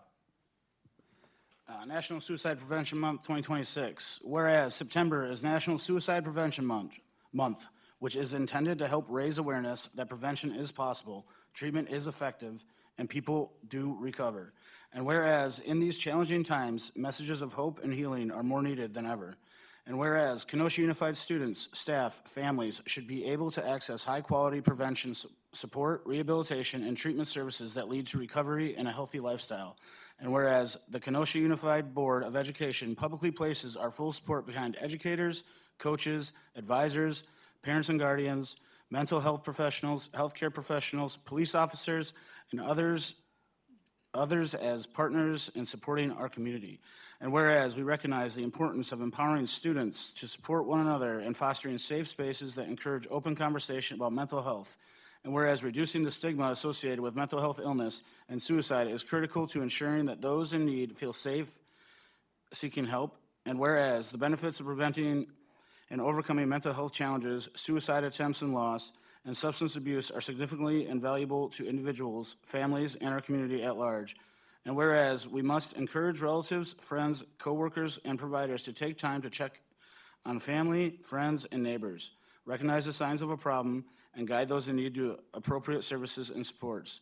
Now therefore be it resolved that Kenosha Unified School District Board of Education does hereby proclaim September as National Suicide Prevention Month and encourages schools, families, and the community partners to engage in ongoing prevention, education, and outreach efforts throughout the year. I'd like to make a motion to approve. Been moved and seconded. Any discussion? Those in favor say aye. Aye. Any opposed? Chair votes aye, motion carries. Last action item, donations to the district. Who wants to take it? Bob? Yeah, Mr. Treasurer, go right ahead. Donations to the district. The district has received the following donations. Abby and Sons Automotive donated $1,100 to Bradford High School in support of their boys soccer program. Play to Learn DCD LLC donated $1,250 to Bradford High School in support of their boys soccer program. And the Lakeview K-8 Academy PTO donated $17,055.12 to the Lakeview K-8 Academy for their Lego class. Wow. I'd like to make a motion to approve and accept the above listed gifts. Second. Thanks, Mr. Treasurer. Any discussion? Those in favor say aye. Aye. Any opposed? Chair votes aye, motion carries. And now the last item, announcements, 2-minute limit per board member. Take it away, Rebecca. I'm just looking forward to all the work that we're going to have again this school year, and it'll be good to see the changes and the things that have been implemented to support our students. It's an exciting time, another year. Get out there and visit the schools, and we are surviving all the things that we had to unfortunately cut back on, but we're here and we're strong, and I continue to watch our district grow. Robin? I just would like to encourage the community to sign up for the KUSD conversations and participate in those. I've participated in 3 of them, well, 2, and 1 was the business roundtable. I think that they've been super valuable. I've engaged in really good conversation. The one I participated with the staff really cares about the students and are super invested in trying to make things better and more transparent, and engagement came up a lot. So I've had some really good conversations, so I would really encourage the community to sign up for those and to participate in those. Karina? I just want to welcome back all the staff and the teachers. It's going to be an exciting school year, hopefully. And I'm excited for my kids to go back to school. That's it. Todd? What she said, I agree. Bob? Yeah, welcome back to those students who are already in school. The students who aren't, you can suck it up. You know, you got a little bit of time left. It's almost over. Just good luck to everybody, and you know, I really enjoy that there's a lot of community starting to show up to these meetings, and we're starting to get more input. So appreciate those that are coming out. Mary? Again, welcome back to the staff who attended this week, and the students who will be coming back next week. Enjoy your last few days of vacation. And I'd like to put out a special thanks to Dr. Bryan for his delicious meal, but especially to his mother, Sue Bryan, my former colleague and dear friend. Thanks, Sue. You didn't have to go out there and say that. All right, okay, Motion to so. adjourn. Second. All right, any discussion? Those in favor say aye. Aye. Aye. Chair votes aye, motion carries, we're adjourned.